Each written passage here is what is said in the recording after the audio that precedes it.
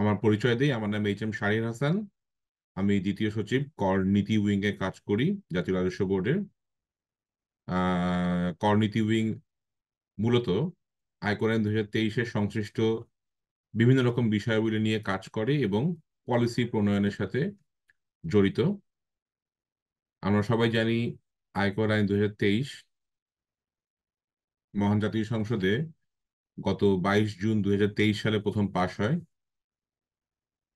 পরবর্তীতে অর্থ আইন 2024-এর মাধ্যমে আমরা আয়কর আইন 2023-এর কিছু উল্লেখযোগ্য সংখ্যক পরিবর্তন, পরিবর্ধন, পরিমার্জন এসব করি। ফলশ্রুতিতে আজকে আমাদের কাছে এখন অর্থ আইন 2024 দ্বারা হালনাগাদকৃত আয়কর আইন 2023 রয়েছে, যার প্রতিফলন আমরা এখন বাংলাদেশের আয়করের সিস্টেমের মধ্যে প্রতিফলন দেখতে পাই। একই সাথে আরেকটি উল্লেখযোগ্য পরিবর্তন যেটা এসেছে সেটা হচ্ছে যে অর্থ আইন 2024-এর সাথে সাথেই জুন মাসে 2024 সালে আমরা উৎসে কর বিধিমালা 2024 এটাও একটা এসআরও আকারে জারি করি।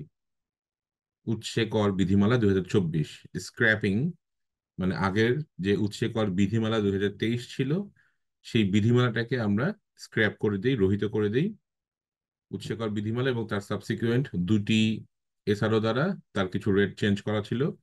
তো জিনিসটা এত বেশি কমপ্লেক্স হয়ে গিয়েছিল যে আমরা বর্তমানে চিন্তা করেছি যে প্রতি বছর অর্থায়ন 2024, এর পরের বছর হবে অর্থায়ন 2025, তার সাথে আমরা রিলেট করে, যেহেতু বিধিমালাতে কিছু সঙ্গত কারণেই দেশের স্বার্থে, জাতির স্বার্থে মাঝে মাঝেই এসআরওর মাধ্যমে কিছু চেঞ্জ করতে হয়। সো ট্র্যাক রাখাটা অনেকের জন্যই একটু কঠিন হয়ে যায়।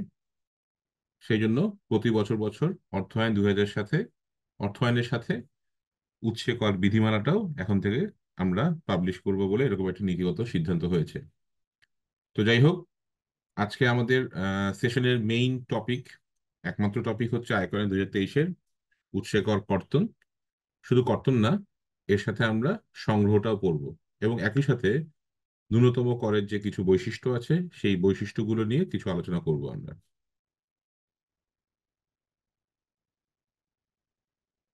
আমার স্ক্রিন ছোট আকারে দেখা যাচ্ছে না বড় আকারে দেখা যাচ্ছে?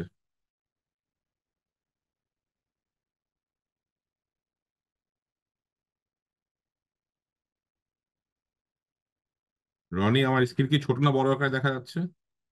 ছোট। আর ছোট আকারে একটু বড় করা যাবে স্যার এখনো। আমাকে 2 মিনিট সময় দেন একটু প্লিজ।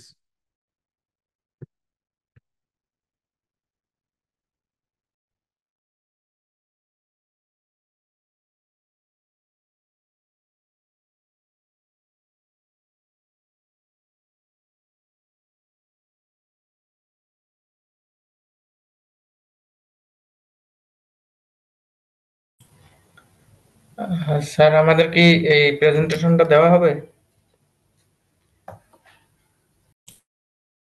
অলরেডি আপনাদের মেইলে কিন্তু দেওয়া হয়েছে। আচ্ছা, ধন্যবাদ।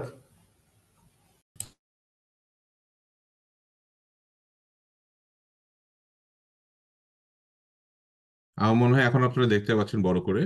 ঠিক আছে, ইয়েস স্যার। জি স্যার। ওকে। আমরা আর উপস্থাপনা সূচির মধ্যে না যাই, সামনে আমরা আগাবো তখনই আমরা বুঝতে পারবো যে আজকে সেশনে আমাদের কি কি থাকতেছে। Mainly at source deduction and at source collection, এবং আমাদের নিবাসী এবং অনিবাসী দুইটা ডিফারেন্ট ক্ষেত্রে কোন কোন ধারা। ও আচ্ছা, একটা জিনিস আপনাদেরকে বলে নিই, যেহেতু আপনারা সবাই এটা one kind of class, two way communication, question very much appreciated, but আপনার সামনে একটা কাগজ এবং একটা কলম নিয়ে বসেন, কিছু কিছু ইম্পর্টেন্ট জিনিস একটু টুকে রাখলেন আর কি, হ্যাঁ, যেটা আপনার পরবর্তীতে প্রফেশনাল লাইফে কাজে লাগবে, একাডেমিক্যালিও কাজে লাগবে। ওকে, সো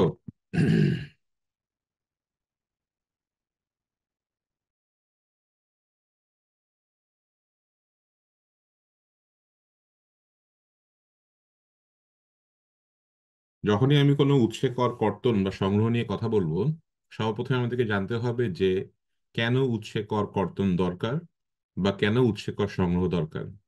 তারও আগে কথা বলি যে কেন কর্তন এবং কেন সংগ্রহ, দুইটা ডিফারেন্ট জিনিস আমি বারবার করে কেন বলছি।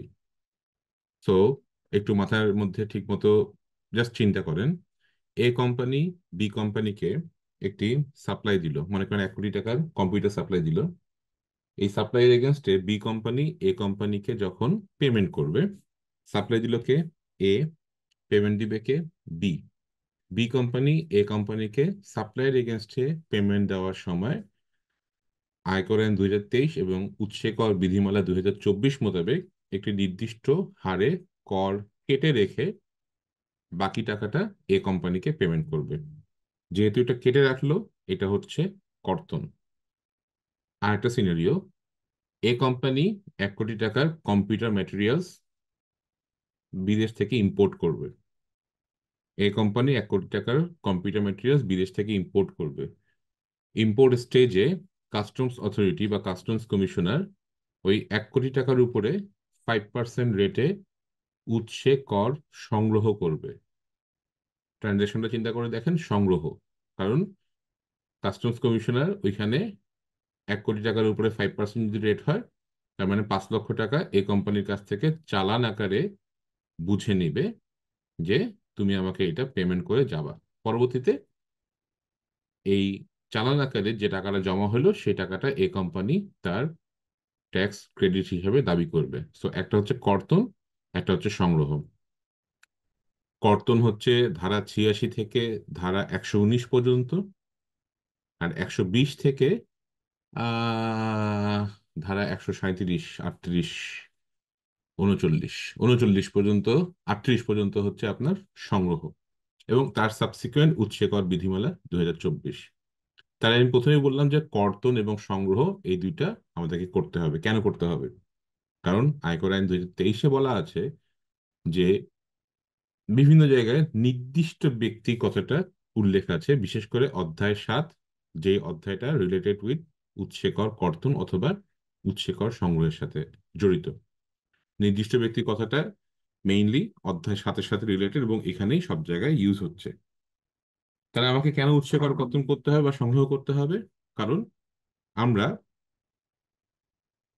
আয়কর আইনে বলে দিয়েছি সকল রকম ট্রানজাকশনের ক্ষেত্রে যদি আয়কর আইন 2023-এ বলা থাকে যে এই নির্দিষ্ট ব্যক্তি এই ট্রানজাকশনের এগেনস্টে উদ্দেশ্য হয় উৎসে কর কর্তন করবেন অথবা সংগ্রহ করবেন, তাহলে আমাকে এই আইন মেনে উৎসে কর সংগ্রহ বা কর্তন করতে হবে। কথা হলো কে করবে? অ্যান্সার, নির্দিষ্ট ব্যক্তি করবে। সেই নির্দিষ্ট ব্যক্তিটার জন্যই আমরা এতক্ষণ এত সানি নজরুল বললাম, যেটা আমরা সামনে স্ক্রিনে দেখতে পাচ্ছি, যে নির্দিষ্ট ব্যক্তি বলতে ক থেকে ছ পর্যন্ত এসব লোকজনকে বোঝানো হয়। আচ্ছা, আপনারা সবাই জানেন, আমি ধরে নিচ্ছি যে আপনারা ইনকাম ট্যাক্সের ব্যাপারে যথেষ্ট নলেজেবল। তবুও just back to the scratch. Income tax ordinance 1984-এ পার্সনের সংজ্ঞা ছিল 7 রকমের। একটা পার্সন 7 রকম হতে পারে। আয়কর আইন 2023-এ, যেটা বাংলায় আয়কর আইন, সেখানে আমাদের ব্যক্তির সংজ্ঞার মধ্যে আমরা দেখেছি 7 রকম ব্যক্তি রয়েছে। কি কি? স্বাভাবিক ব্যক্তি, হিন্দু অবিভক্ত পরিবার, কোম্পানি, ফার্ম, ব্যক্তিসংঘ, ট্রাস্ট, তহবিল। লাস্টের 5টা মুখস্থ বললাম কারণ আমাদের সামনে নির্দিষ্ট ব্যক্তির ক সংজ্ঞাতে এই যে 7 রকম ব্যক্তির কথা আমি বললাম তার মধ্যে কতেই 5টা রয়েছে। কি কি? কোম্পানি, ফার্ম, ব্যক্তিসংঘ, ট্রাস্ট, তহবিল। তার মানে ওই 7 ধরনের ব্যক্তির মধ্যে এই 5 ধরনের ব্যক্তি কে কে? কোম্পানি, ফার্ম, ব্যক্তিসংঘ, ট্রাস্ট, তহবিল। এরা যে কোনো ট্রানজ্যাকশন করলেই সে নির্দিষ্ট ব্যক্তি হিসেবে সংজ্ঞায়িত হবে এবং নির্দিষ্ট ব্যক্তিকে তার ট্রানজ্যাকশন থেকে উৎসে কর কর্তন অথবা সংগ্রহ করতে হবে। লক্ষ্য করেন এখানে কি কি নেই। 1, স্বাভাবিক ব্যক্তি। 2, হিন্দু অবিভক্ত পরিবার। তার মানে আপনি, আমি শাহরিয়ার, আপনি মাহমুদুল হাসান। আপনারা যদি বা আমি যদি কোনো ট্রানজ্যাকশন করি, তাহলে খ থেকে 6-এর মধ্যে যদি এটা না পড়ে, তাহলে আমাকে সেই ট্রানজ্যাকশন নিয়ে গেছে উৎসে কর কর্তন করতে হবে না। কিন্তু যে কোনো কোম্পানি বেসিনকো ফার্মাসিউটিক্যালস, যে কোনো ফার্ম, বিএফসি, যে কোনো ব্যক্তি সংঘ, এনিথিং, যে কোনো ট্রাস্ট, এনএসইউ ট্রাস্ট, যে কোনো তহবিল, যে কোনো প্রভিডেন্ট ফান্ড, এরা যে কোনো ট্রানজাকশন করলে সেখানে উৎসে কর কর্তন অথবা সংগ্রহ করতে হবে আইন মোতাবেক। খ, পাবলিক প্রাইভেট পার্টনারশিপ, বিভিন্ন রকম পিপিপি আমরা জানি, অনেকগুলোই আছে, যেমন মহাখালী ফ্লাইওভার, এনিথিং যেটাকে আপনি পাবলিক প্রাইভেট পার্টনারশিপে সংজ্ঞায়িত করতে পারেন। গ, কোনো বিদেশি ঠিকাদার, বিদেশি এন্টারপ্রাইজ বা বাংলাদেশের বাইরে প্রতিষ্ঠিত কোনো সংস্থার মাধ্যমে যে যদি কোনো কাজ করে সেটাকে আমাকে নির্দিষ্ট ব্যক্তি হিসেবে উৎসে কর কর্তন করতে হবে। ঘ, কোনো হাসপাতাল, ক্লিনিক বা ডায়াগনস্টিক সেন্টার। দেখেন, কোনো হাসপাতাল যদি একটা স্বাভাবিক ব্যক্তির নামে থাকে, মনে করেন আমি শাহরিয়ার, আমার নামে একটা হাসপাতাল আছে চাঁদপুরে, সেই হাসপাতালের নাম হচ্ছে শাহরিয়ার হাসপাতাল। আমি ব্যক্তি শাহরিয়ার যদি কোনো ট্রানজাকশন করি তাহলে আমাকে কোনো উৎসে কর কর্তন অথবা সংগ্রহ করতে হবে না। কিন্তু সেই শাহরিয়ার হাসপাতাল যদি কোনো ট্রানজাকশন করে তাহলে অবশ্যই তার প্রতিটা ট্রানজাকশনে উৎসে কর কর্তন অথবা সংগ্রহ আইন মোতাবেক করতে হবে। তো স্বাভাবিক ব্যক্তিকে আমরা পুরোপুরি ছেড়ে দেইনি, ছাড় দিয়েছি কিন্তু ছেড়ে দেইনি আর কি। ঠিক আছে, একই কথা ক্লিনিক বা ডায়াগনস্টিক সেন্টারের ক্ষেত্রে। যে কোনো একটা ই কমার্স প্ল্যাটফর্ম যদি সেটা নির্দিষ্ট ব্যক্তি না হয় এবং তার যদি 1 কোটি টাকার উপরে টার্নওভার থাকে, মানে বার্ষিক সেলস যদি তার 1 কোটি টাকার বেশি হয়, তাহলে তাকে উৎসে কর কর্তন সংগ্রহ করতে হবে। একই কথা হচ্ছে hotel, community centre, transport agency, resort, motel, restaurant, convention centre, এদের যদি 1 কোটি টাকার উপরে টার্নওভার হয়, একই কথা প্রযোজ্য। Hotel, community centre, transport agency, resort, motel, restaurant, convention centre, তারা যদি কোনো একটা স্বাভাবিক ব্যক্তি করদাতার নামেও হয় তবুও তাকে উৎসে কর কর্তন অথবা সংগ্রহ করতে হবে। ছ, কৃষকদেরকে বাদ দিয়ে বাকি যারা তামাক পাতা, সিগারেট, বিড়ি, জর্দা, গুল, অন্যান্য তামাক জাতীয় পণ্য উৎপাদন বা সরবরাহে জড়িত, তাদেরকে নির্দিষ্ট ব্যক্তির সংজ্ঞার মধ্যে সংজ্ঞাভুক্ত করা হয়েছে। গেল, তাহলে আমরা বুঝলাম যে এরা হচ্ছে নির্দিষ্ট ব্যক্তি। 2 নম্বর কথা হচ্ছে ভিত্তিমূল্য। ভিত্তিমূল্য হচ্ছে 3টা জিনিসের মধ্যে যেটা অধিক সেটাকে ভিত্তিমূল্য বলা হয়। কি কি? এক হচ্ছে চুক্তিমূল্য, 2 হচ্ছে বিল বা ইনভয়েসের অঙ্ক বা পরিশোধ। কোনটা কি? মনে করেন আমি চুক্তিমূল্য, আমি এ কোম্পানি, আপনি B company, a company B কোম্পানির সাথে চুক্তি করলো যে জুলাই 2024 থেকে জুন 2025 পর্যন্ত 5 কোটি টাকার কম্পিউটার ম্যাটেরিয়ালস সাপ্লাই দিবে। চুক্তি হয়েছে 5 কোটি টাকার, এটা হচ্ছে চুক্তি মূল্য সরেয়া। কিন্তু আমি জানুয়ারি 2025-এ আপনাকে আমি 2 কোটি টাকার মাল সাপ্লাই দিলাম, বিল করলাম 2 কোটি টাকা এই কোম্পানি বি কোম্পানির কাছে, এটা হচ্ছে বিল বা ইনভয়েসের অঙ্ক। আবার বি কোম্পানি রসই পরিশোধ হিসেবে ওই 2 কোটি টাকার এগেনস্টে আমাকে 1 কোটি টাকা পেমেন্ট দিল। তাহলে এখানে 3টা অঙ্ক আসলো, একটা হচ্ছে 5 কোটি টাকার চুক্তি মূল্য, 2 কোটি টাকার বিল করছি, পরিশোধ হয়েছে 1 কোটি টাকা। কোনটা বেশি? চুক্তি মূল্য বেশি। তাহলে এই চুক্তি মূল্যকে আপনার ভিত্তি মূল্য হিসেবে ধরতে হবে। ভিত্তি মূল্য কেন বলছি?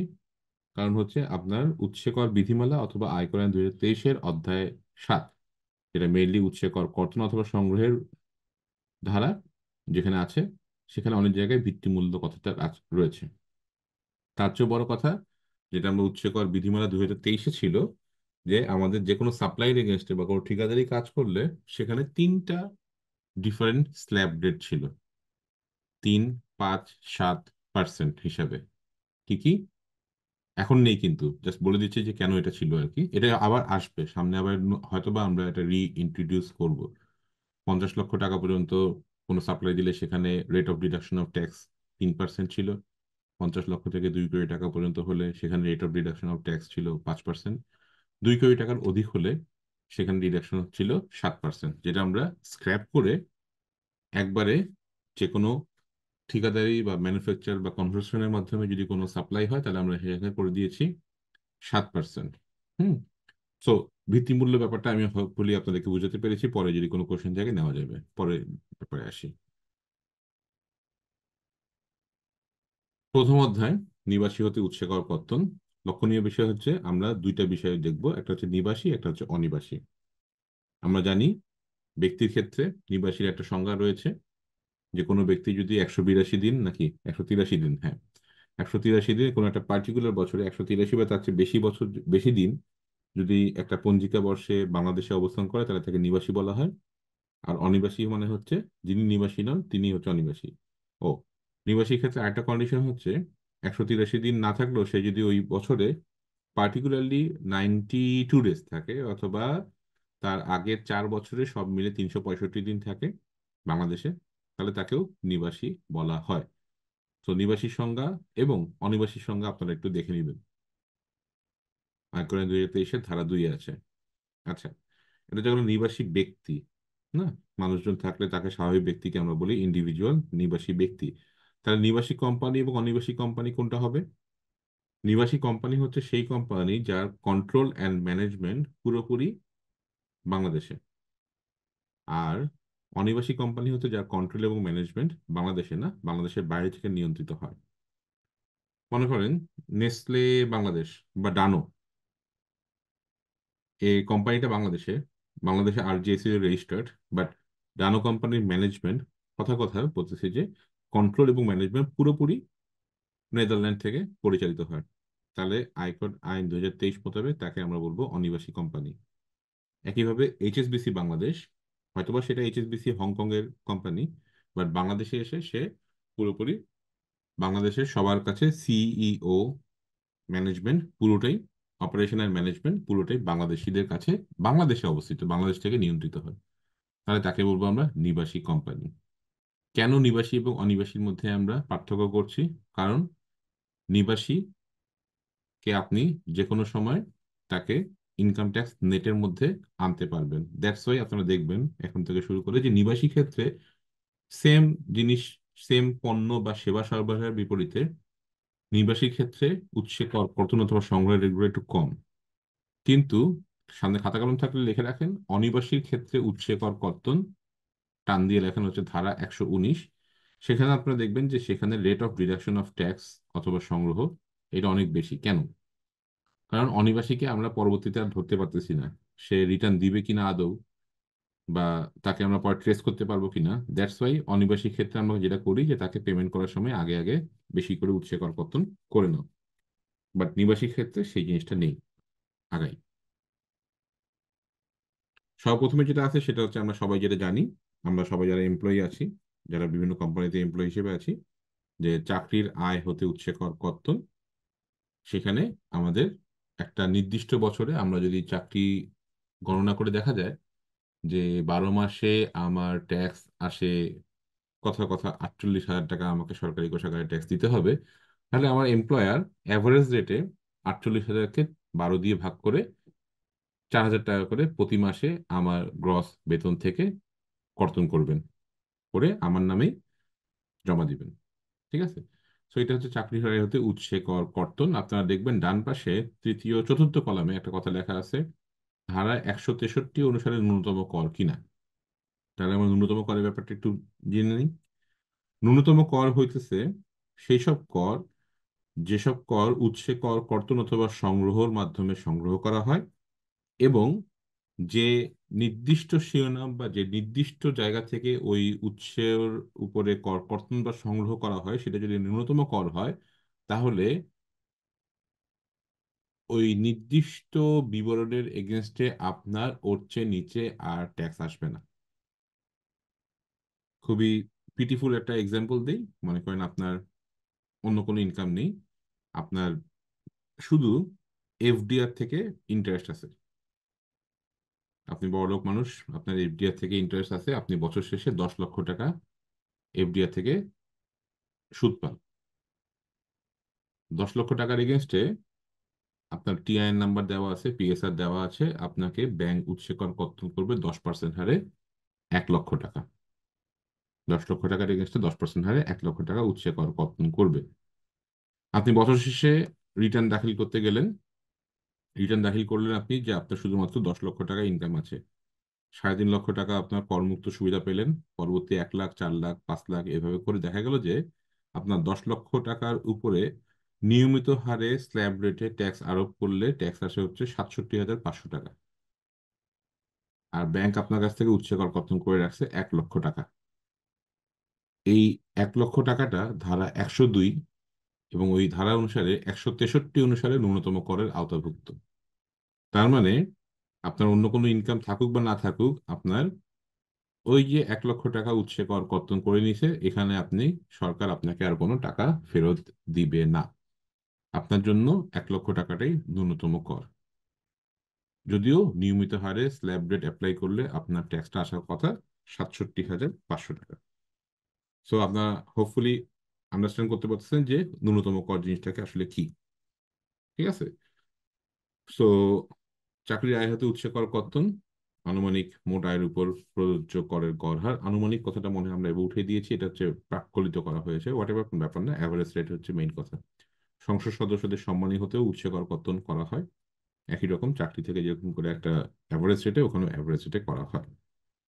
আচ্ছা, ধারা 88টা, এটা একটু আমরা এবার চেঞ্জ করব, কারণ এটাতে অনেকের মধ্যে সমস্যা হচ্ছে যে শ্রমিক কল্যাণ তহবিল হতে অর্থ প্রদানকালে উৎসে কর কর্তন। এখানে অনেক রকম কথা আছে, মনে করেন কনফিউশনটা অ্যারেজ করে তখনই যে শ্রমিক কল্যাণ তহবিলে একটা কোম্পানি শ্রমিক কল্যাণ তহবিলে কন্ট্রিবিউট করে, এমপ্লয়িরাও কন্ট্রিবিউট করে।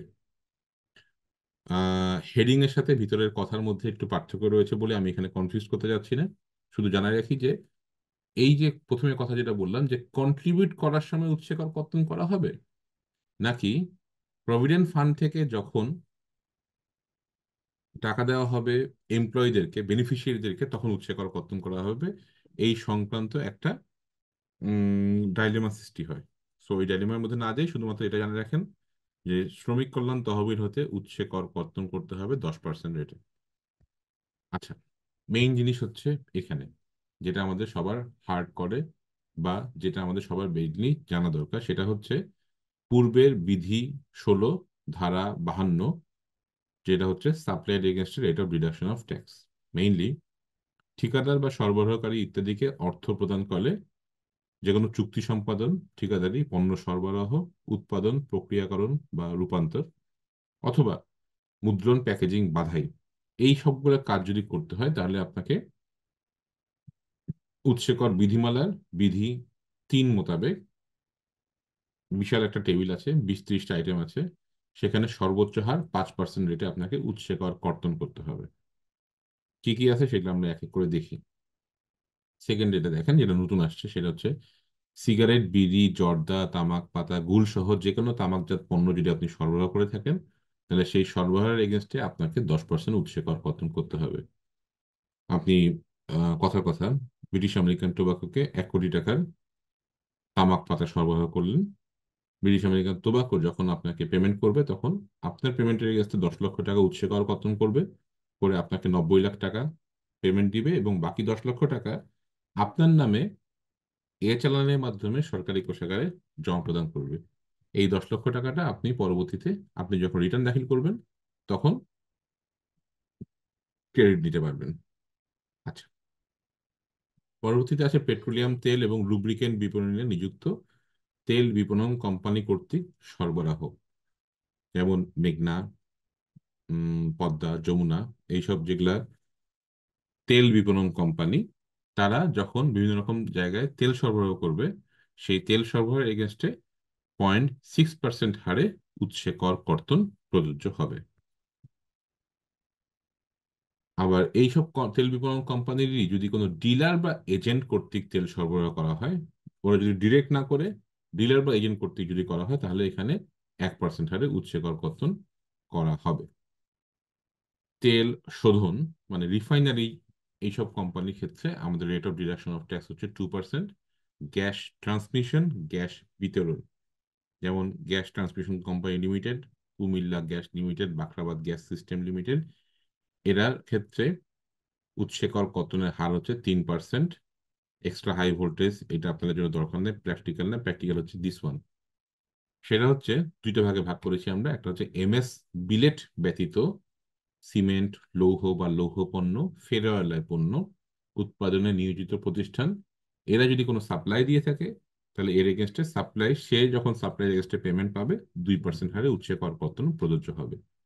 আর যদি এমএস বিলেট উৎপাদনে নিয়োজিত প্রতিষ্ঠান এবং স্থানীয়ভাবে ক্রয়কৃত এমএস স্ক্র্যাপের ক্ষেত্রে, এটা হচ্ছে মেইনলি জাহাজ শিল্প, জাহাজ ভাঙ্গা শিল্প, ইঞ্জিনিয়ারিং শিল্প বা লৌহ, ফেরোঅ্যালয় এরকম বিভিন্ন কনস্ট্রাকশন ম্যাটেরিয়ালস বা ইঞ্জিনিয়ারিং ম্যাটেরিয়ালস পণ্য উৎপাদনে নিযুক্ত জিনিস, এমএস বিলেটটা তার মধ্যে একটা জিনিস, সেটার ক্ষেত্রে এবং স্থানীয়ভাবে ক্রয়কৃত এমএস স্ক্র্যাপের ক্ষেত্রে 0.5% হারে উৎসে কর কর্তন প্রযোজ্য। মেইন জিনিস হচ্ছে দিস ওয়ান, যেটা সবাইকে হার্ট করে। আমি হার্টই বলবো কারণ এটা নিয়ে আমাদের কাছে অনেক রকমের কমপ্লেন আসে। নিত্য প্রয়োজনীয় দ্রব্যাদি যেমন ধান, চাল, গম, আলু, মাছ থেকে শুরু করে ডাল, ভুট্টা, দারুচিনি, লবঙ্গ, খেজুর, তেজপাতা, পাট, তুলা, সুতা এবং সব ধরনের ফলের ক্ষেত্রে আপনি যখন কোনো সাপ্লাই দিবেন, সেই সাপ্লাইয়ের এগেনস্টে আপনাকে 1% হারে উৎসে কর কর্তন করতে হবে। সমস্যাটা হয়ে গেছে যে যেটা সবাই আমাদেরকে কোশ্চেন করে যে যারা একেবারেই রুট লেভেল থেকে ধান সংগ্রহ করেন বা চাল সংগ্রহ করেন কৃষকদের কাছ থেকে, কৃষক আপনাকে 1 লক্ষ টাকার একটা সাপ্লাই দিল, 1 লক্ষ টাকার ধান সাপ্লাই দিল, তার এগেনস্টে আপনি 1% হারে 1,000 টাকা কর্তন যে করবেন, অনেক সময় দেখা যায় যে তারা তো একেবারেই রুট লেভেল, কর্তন করাও যায় না, টিআই নেই, পিএসআর নেই। সো কোম্পানিগুলো যারা এদের কাছ থেকে ডিরেক্টলি সংগ্রহ করে তাদের জন্য এটা একটা সমস্যা। এক, 2 নম্বর হচ্ছে এখানে আরেকটা জিনিস হচ্ছে যে বেশিরভাগ সময় আসলে কোম্পানিরা ডিরেক্টলি রুট লেভেলের কৃষকদের কাছ থেকে ধান, চাল, পাট এসব জিনিস কি বলে সোর্সিং করে না। তারা মিডলম্যান বা ফরিয়াদের কাছ থেকে এই সোর্সিংটা করে। সো মিডলম্যান বা সোর্স মানে ফরিয়ারা, এরা আসলেই একটা বড় ইন্ডিভিজুয়াল এবং তাদের স্বার্থ রয়েছে, তাদের ব্যবসাও রয়েছে, তাদের রিটার্ন টিআইএন থাকার কথা, তাদের কাছ থেকে উৎসে কর কর্তন প্রযোজ্য। সো একেবারেই যে কৃষকদের কাছ থেকে সবসময় কোম্পানিরা সোর্সিং করে এমনও যেরকম না, আবার সবসময় যে ফরিয়াদের মাধ্যমে বড় বড় মাঝখানে থার্ড পার্টি বা দালালের মাধ্যমে সোর্সিং করা হয় সেরকমও না নিত্য প্রয়োজনীয় দ্রব্যাদির ক্ষেত্রে। তো আমাদেরকে একটু মাঝখানে চিন্তা করতে হবে, একই সাথে আমাদেরকে আয়করের নেটও বাড়াতে হবে, আবার একই সাথে এটাও দেখতে হবে যে যে কোনো আইন যেন নিবর্তনমূলক না হয় বা সেটার উপরে যেন সাধারণ মানুষকে কষ্ট যেন না দেওয়া হয়। তো আমরা বিগত 5ই আগস্টের পর থেকে আমরা গত 2-3 মাসে নিত্য প্রয়োজনীয় দ্রব্যাদির ইম্পোর্ট স্টেজে, বিশেষ করে মার্চ 2025 সাল পর্যন্ত কিছু নিত্য প্রয়োজনীয় দ্রব্যাদি সোর্সিং এর জন্য আমদানির উপরে কিছু উৎসে কর মওকুফ করে দিয়েছি। কিন্তু সেটার কতটুকু এফেক্ট আসলে বাজারে আসছে সেটা একটা কোশ্চেনেবল ইস্যু। যে কোনো কিছু হলেই উৎসে কর বা উৎসে ভ্যাট বা ভ্যাট রিডাকশনের কথা বলা হয়, কিন্তু আলটিমেটলি কতটুকু সেটা দ্যাটস ডিফারেন্ট কোয়েশ্চেন, আমি অন্যদিকে চলে গেছি। ঠিক আছে, আচ্ছা, পরবর্তীতে আমরা আসি একটু, সেটা হচ্ছে সাপ্লাই। Supply of what? সরকার, সরকারের কোনো কর্তৃপক্ষ, কর্পোরেশন বা সরকারের সংস্থা এবং এর সকল সংযুক্ত বা অধীনস্থ অফিস ব্যতীত অন্য কোনো ব্যক্তিকে যদি কোনো বই সাপ্লাই দেন আপনি, তাহলে ওখানে 3% হারে উৎসে কর কর্তন প্রযোজ্য হবে। অ্যানি বুক সাপ্লাই আদার দেন গভর্নমেন্ট আর গভর্নমেন্টের অ্যাটাচড অফিস। রিসাইকেলড সীসা সরবরাহের জন্য উৎসে কর কর্তনের হার 3%। কাঁচামাল সরবরাহের জন্য শিল্প উৎপাদনে যদি ব্যবহৃত কাঁচামাল, সেটা 3% এবং অন্যান্য সকল ক্ষেত্রে 5%। এখন এখানে একটা কথা হচ্ছে, কাঁচামাল বলতে আমি কি বুঝি? কাঁচামালের ডেফিনেশন হচ্ছে পরিপত্র 2018 সালে কাঁচামালের ডেফিনেশন দেওয়া আছে খুব সুন্দরভাবে আইসক্রিম হিসেবে।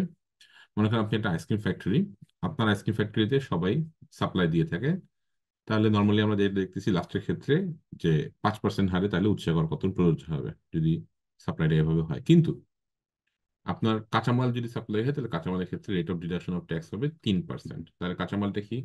আইসক্রিমের ক্ষেত্রে কাঁচামাল হচ্ছে তার বেসিক ইনগ্রেডিয়েন্ট, দ্যাট মিনস দুধ, চিনি, ক্রিম, এগুলো হচ্ছে আইসক্রিমের জন্য কাঁচামাল। কিন্তু আইসক্রিমের বাইরে চারপাশে যে কাপটা থাকে, মনে করেন আপনি একটা ইগলু আইসক্রিমের কাপ বানাইলেন, সেই কাপটা কিন্তু আপনার জন্য কাঁচামাল না, কারণ এটা আইসক্রিমের বেসিক ম্যাটেরিয়ালস না, বা প্যাকেজিংটা যেটা সাপ্লাই দেওয়া হবে সেটাও কিন্তু আইসক্রিমের বেসিক ম্যাটেরিয়ালস না, সুতরাং এটাকে কাঁচামাল বলা যাবে না। এসব ক্ষেত্রে 5% হারে উৎসে কর কর্তন প্রযোজ্য হবে। এখানে একটা বিষয় আছে, সেটা হচ্ছে, সামনে যদি আপনার খাতা কলম থাকে তো লিখে নেবেন যে উৎসে কর বিধিমালা তিনের, বিধি 3-এর উপবিধি 1-এর খ। এখানে একটা কথা লেখা আছে, সেটা আমি এখানে উল্লেখ করছি কিনা জানি না, তবু লিখে রাখেন যে ম্যানুফ্যাকচারিং প্রসেস বা কনভার্সন, ঠিকাদারি বা পূর্ত কাজ বা সমজাতীয় অন্য কোনো কাজ চুক্তির মাধ্যমে যদি কোনো সেবা সরবরাহ করা হয়, তাহলে সেক্ষেত্রে উৎসে কর কর্তনের হার হবে 7%। মানে এই যে 5% আমরা দেখতেছি, এটার চেয়েও বেশি, 7%। কি কি? ম্যানুফ্যাকচারিং প্রসেস বা কনভার্সন, ঠিকাদার প্রকৌশল বা পূর্ত জাতীয় কাজ বা সমজাতীয় অন্য কোনো কাজ, এইসব কাজ যদি আপনি, এবং যদি কোনো চুক্তির বিনিময়ে, মানে আপনার সাথে এ কোম্পানির সাথে বি কোম্পানির একটা চুক্তি হয়েছে, চুক্তির মাধ্যমে আপনি একটা সেবা সরবরাহ করলেন, তাহলে তার ক্ষেত্রে উৎসে কর কর্তনের হার হবে 7%। বিষয়টা কেন বললাম? বিষয়টা বললাম কারণ হচ্ছে, আপনি মনে করেন একটা ওষুধ company, essential drug company limited. হুম। আপনি বিভিন্ন সরকারি হাসপাতালে ওষুধ উৎপাদন করে একটা কন্ট্রাক্টের মাধ্যমে সাপ্লাই দিয়ে থাকেন। আপনার rate of deduction of tax হবে 7%। কারণ 1 নাম্বার, আপনার এখানে একটা চুক্তি রয়েছে, আপনি চুক্তির মাধ্যমে কোনো একটা পণ্য ম্যানুফ্যাকচার করেছেন, ওষুধ, এবং তারপরে সাপ্লাই দিয়েছেন। দ্যাটস ওয়াই আপনার এখানে 7% হারে উৎসে কর কর্তন প্রযোজ্য হবে। তাহলে আপনারা বলতে পারেন যে স্যার, তাহলে অন্যান্য সকল ক্ষেত্রে 5%টা কখন হবে? এইটা ডেফিনেটলি আমাদের একটা নর্মাল ডেফিনেশন হচ্ছে যে ট্রেডিং পণ্য। আপনি কোনো একটা জিনিস, কোনো একটা কাঁচামাল বা এনিথিং আপনি ইম্পোর্ট করে আনলেন, এবং ইম্পোর্ট করে এনে সেই মাল আপনি সাপ্লাই দিলেন। সেই সাপ্লাইয়ের ক্ষেত্রে আপনার, ট্রেডিং পণ্যের ক্ষেত্রে আপনার rate of deduction of tax হবে 5%। মানে আপনি যদি যে কোনো জিনিস ম্যানুফ্যাকচারিং করেন, ম্যানুফ্যাকচারিং করে যদি আপনি সাপ্লাই করেন, তাহলে আমাদের সেটা বিধি 1-এর 3-এর 1-এর খতে পড়ে যায়। তখন আপনাকে এখানে উৎসে কর কর্তনের হার হবে 7%। ওকে। মোটামুটি সাপ্লাইয়ের এগেনস্টে আমরা এতক্ষণ পর্যন্ত যা পড়লাম, আমি 2 মিনিট বা 3 মিনিট আমি 2-একটা কোশ্চেন নিব। আপনাদের সাথে আমার কথা বলার খুব ইচ্ছে এখানে আর কি।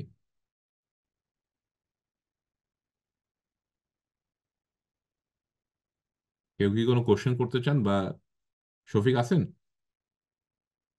এই এই পর্যন্ত যদি আপনার কোনো কোশ্চেন থাকে একটু আমরা হ্যান্ড রাইজ করতে পারবেন।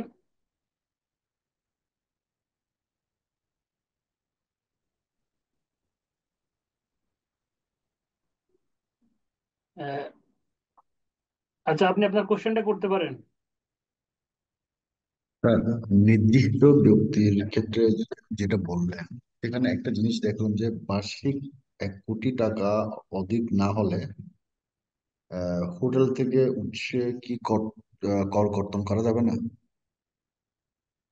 নির্দিষ্ট ব্যক্তির সংজ্ঞার মধ্যে বলা হয়েছে যে বার্ষিক 1 কোটি টাকার উপরে টার্নওভার হলে সেই হোটেলকে অবশ্যই তার ট্রানজাকশন ওয়াইজ উৎসে কর কর্তন অথবা সংগ্রহ করতে হবে। সুতরাং হোটেল মোটেল রেস্টুরেন্টের ক্ষেত্রে যদি 1 কোটি টাকার টার্নওভার না হয়, তাহলে সে এই বাধ্যবাধকতার মধ্যে আসে না। মানে আমি যদি হোটেল থেকে আমি কথা কথা একটা হোটেলের বিল যদি পাই, তাহলে আমি তো বলতে পারবো না যে ওনার 1 কোটি টাকা হবে কি হবে না। আমি কি তখন কি উৎসে কর কর্তন করবো? না, নর্মালি হচ্ছে যে, দিস ইজ কনফিউজিং। আপনার কনফিউজিংটা আমি বুঝতে পেরেছি, যে আমি তো বুঝতে পারছি না যে সে 1 কোটি টাকার উপরে বছরে সেল করে কি করে না। হুম। জি, সেই জি। জন্য আপনি তাকে পূর্ববর্তী অডিট রিপোর্টটা তাকে একটু বলতে চেষ্টা করবেন যে তুমি দেখো যে তোমার আগের অডিট রিপোর্টে 1 কোটি টাকার উপরে টার্নওভার ছিল কিনা, বা তুমি সেল দেখিয়েছিলে কিনা। যদি তুমি না দেখাও, বা যদি তুমি বেশি দেখাও, 1 কোটি টাকার উপরে দেখো, তাহলে আমি তোমার কাছ থেকে যে পেমেন্টটা তোমাকে এখন দিব, মানে হোটেলকে আমি দিব, তার উপরে আমি উৎসে কর্তন করতে বাধ্য। ভার্সেস হচ্ছে একই কথা হচ্ছে, সেও বলতে পারে আমাকে, যে হোটেল, যে তোমাকে যে আমি পেমেন্ট দিব বা তোমার কাছ থেকে যে পেমেন্ট নিব, আমার যেহেতু আগে 1 কোটি টাকার উপর টার্নওভার ছিল, সো আমি এটার উপরে উৎসে কর্তন করব। এটা ছাড়া অন্য কোনো উপায় নেই। আপনি যা বুঝতে পারবেন না যে তার 1 কোটি টাকার এই বছরে টার্নওভার হবে কিনা। সবসময় আপনাকে প্রিভিয়াস ইয়ারের অ্যাসেসমেন্ট অডিট রিপোর্টে দেখতে হবে আর কি। পরবর্তী স্যার কেউ? হোটেল হোটেল বলতে কি হোটেল এন্ড হোটেল হোটেল বলতে কি হোটেল এন্ড রেস্টুরেন্ট, হ্যাঁ, হ্যাঁ, মানে খাবার সহ না sir? Right, right, right. Sir আরেকটা ছিল স্যার, সেটা হচ্ছে আপনি যেটা ট্যাক্সের সংগ্রহের কথা বললেন, সেখানে আপনি বলেছেন যে কাস্টমরা, এটা কি শুধু কাস্টমরাই সংগ্রহ করে? না, আরো অনেক জায়গায় আছে, আমি আসতেছি সামনে, সংগ্রহ এখনো শুরু করিনি আর কি। হ্যাঁ, আরো আছে। লাস্ট ওয়ান স্যার, হ্যাঁ, সেটা হচ্ছে স্যার উৎসে কর কর্তনের বিধি, সেটা মানে কোন সময়ে ইস্যু করা হয়, মানে আইনটা? আমাদের উৎসেকর বিধিমালা নামে একটা এসআরও রয়েছে, সেটা প্রতি বছর 1 জুলাই থেকে কার্যকর হয়, যখন বাজেট প্রণয়ন হয়। সো তার আগেই এটা করা হয় আর কি, এবং ওখানে বলে দেওয়া হয় যে এই বিধিগুলো 1 জুলাই থেকে কার্যকর হবে। Thank you sir. স্যার আসসালামু আলাইকুম। আসসালামু আলাইকুম স্যার। একজন। স্যার, সিমেন্ট রড স্টিল উৎপাদনে নিয়োজিত কোম্পানি সরবরাহের ক্ষেত্রে এখানে বিডিএস 2% কথা বলা হয়েছে, কিন্তু আমি যদি কোনো দোকানের কাছ ট্রেডারের কাছ থেকে সিমেন্ট স্টিল বা রড কিনে নিয়ে আসি, সেক্ষেত্রে কি ওই ই করার দরকার আছে কিনা স্যার, উৎস কর্তনের দরকার আছে কিনা? স্বাভাবিক ব্যক্তি, আপনি একজন স্বাভাবিক ব্যক্তি, আপনি 1 লাখ টাকার একটা রড কিনলেন দোকান থেকে, ঠিক আছে? আপনি কি জি নির্দিষ্ট স্যার। ব্যক্তির সংজ্ঞার আওতাভুক্ত? জি না স্যার। তাহলে কি না, কর্তন আমি করতে? আমি আমি কোম্পানির আওতাভুক্ত না, আমি স্বাভাবিক ব্যক্তি হিসেবে বলছি না, আমি একটা কোম্পানি জব করতেছি, সেখানে আমি সিমেন্ট কিনছি ও রড স্টিল কিনছি একটা দোকান থেকে, হুম, কোম্পানি থেকে না। হুম। সেক্ষেত্রে কি উষ্ণ কর্তন করতে হবে কিনা সেটা? আপনি একটু ট্রানজেকশনটা মাথার মধ্যে চিন্তা করেন। এ কোম্পানি, আপনি মনে করেন এ কোম্পানি হয়ে আপনি কিনতে গেলেন, ঠিক না? পারচেস করলেন। হুম। পারচেস মানে হচ্ছে পণ্য সরবরাহের মধ্যে পড়ে গেছে, ঠিক আছে? পারচেজ এগেনস্টে হুম। আপনাকে ট্যাক্স দিতে হবে।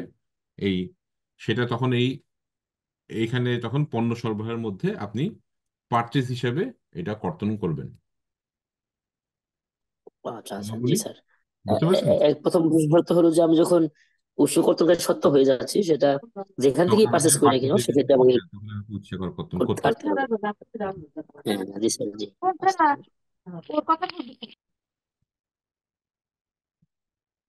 আরেকজন মনে হয় বলছিলেন, আমি একটা কোশ্চেন নিয়ে আমি আগাই তাহলে। হ্যাঁ, আরেকজন কি কোনো কোশ্চেন ছিল আপনার? জি স্যার, আমার একটা কোশ্চেন হ্যাঁ, ছিল। বলেন। স্যার ওই যে ধান, চাল, ডাল, গম এগুলো তো আমরা কৃষকের কাছ থেকে ক্রয় করব, আমি একটা কোম্পানি। হুম, তো এই ক্ষেত্রে কৃষক তো আর এত ফর্মালিটি এত কিছু মেনটেন করেন, হুম, তাহলে এই টিডিএস টা কি আমাকে তো গভর্নমেন্টকে ঠিকই দিতে হবে? হুম। হ্যাঁ, বলেন। তাহলে এখানে কি আমি গভর্নমেন্ট, আমি কি ওই যিনি সাপ্লায়ার তার হয়েই কি আমি গভর্নমেন্টকে টাকাটা দিয়ে দিব? কারণ উনি তো এত কিছু মেনটেনও করবে না বা এগুলি করেও না। এখন এখানে প্র্যাকটিক্যাল, আমি তো এখানে আইডিয়াল সিচুয়েশন পড়াচ্ছি। প্র্যাকটিক্যাল সিচুয়েশন হলো যে, যেটা আপনি যেটা বললেন সেটা ভেরি মাচ প্র্যাকটিক্যাল। সেখানে যেটা করা হয়, কোম্পানিরা নিজেরাই উৎসে কর্তন করে যতটুকু পারচেস করেছে, মনে করেন যে সে 200 কোটি টাকার মাল কিনছে জি স্যার। কৃষকদের কাছ থেকে, ওই 200 কোটি টাকার এগেনস্টে 1% করে 2 কোটি টাকা সে উৎসে কর্তন করে, করে সরকারি কোষাগারে এই কৃষকদের নামে দিয়ে দেয়। এটা কিন্তু ক্রেডিট নিবে কৃষকরা, কিন্তু কৃষক বলে কেউ নাই। তো জি আলটিমেটলি এই 2 কোটি টাকা হচ্ছে কোম্পানির গচ্চা। কোম্পানি আবার মানে কম যায় না, তারা কি করে এটাকে কষ্টের মধ্যে ঢুকায় নিয়ে টাকাটা আবার হচ্ছে মনে করেন যে আমাদের মতো সাধারণ পাবলিকদের কাছ থেকে একটু আদায় করে। আমি এটা সবার কথা বলতেছি না, এটা জেনারেল প্রিন্সিপালের কথা বলছি আর কি, ঠিক আছে? জি মানে স্যার। সব দিকে সমস্যাটা আছে আর কি। হ্যাঁ, জি স্যার। ওকে। স্যার আরেকটা প্রশ্ন, ওই যে আমার আগে যে ভাই প্রশ্ন হ্যাঁ, করলো সিমেন্টের যে এক্সাম্পলটা দিল, হ্যাঁ, এই এক্সাম্পলের ক্ষেত্রে যখন আমার একবারে আহ, প্রত্যন্ত অঞ্চলের যখন যে একটা সিমেন্টের দোকান, হুম, সেও তো বেসিক্যালি ব্যাড ট্যাক্স এগুলি মেনটেনই করে না। তো আমি তো একটা কোম্পানির, আমি হুম, অ্যাকাউন্টেন্ট, হুম, হুম, তো হুম, আমাকে তো এখানে 2% সিমেন্টের উপরে আমার টিডিএস কাটতে হবে। তো এই হুম, ক্ষেত্রে কি আমি ধরবো যে ওই ব্যক্তিকে আমি যে টাকাটা পেমেন্ট করছি ওইটা হুম। হচ্ছে 98%-এর টাকা?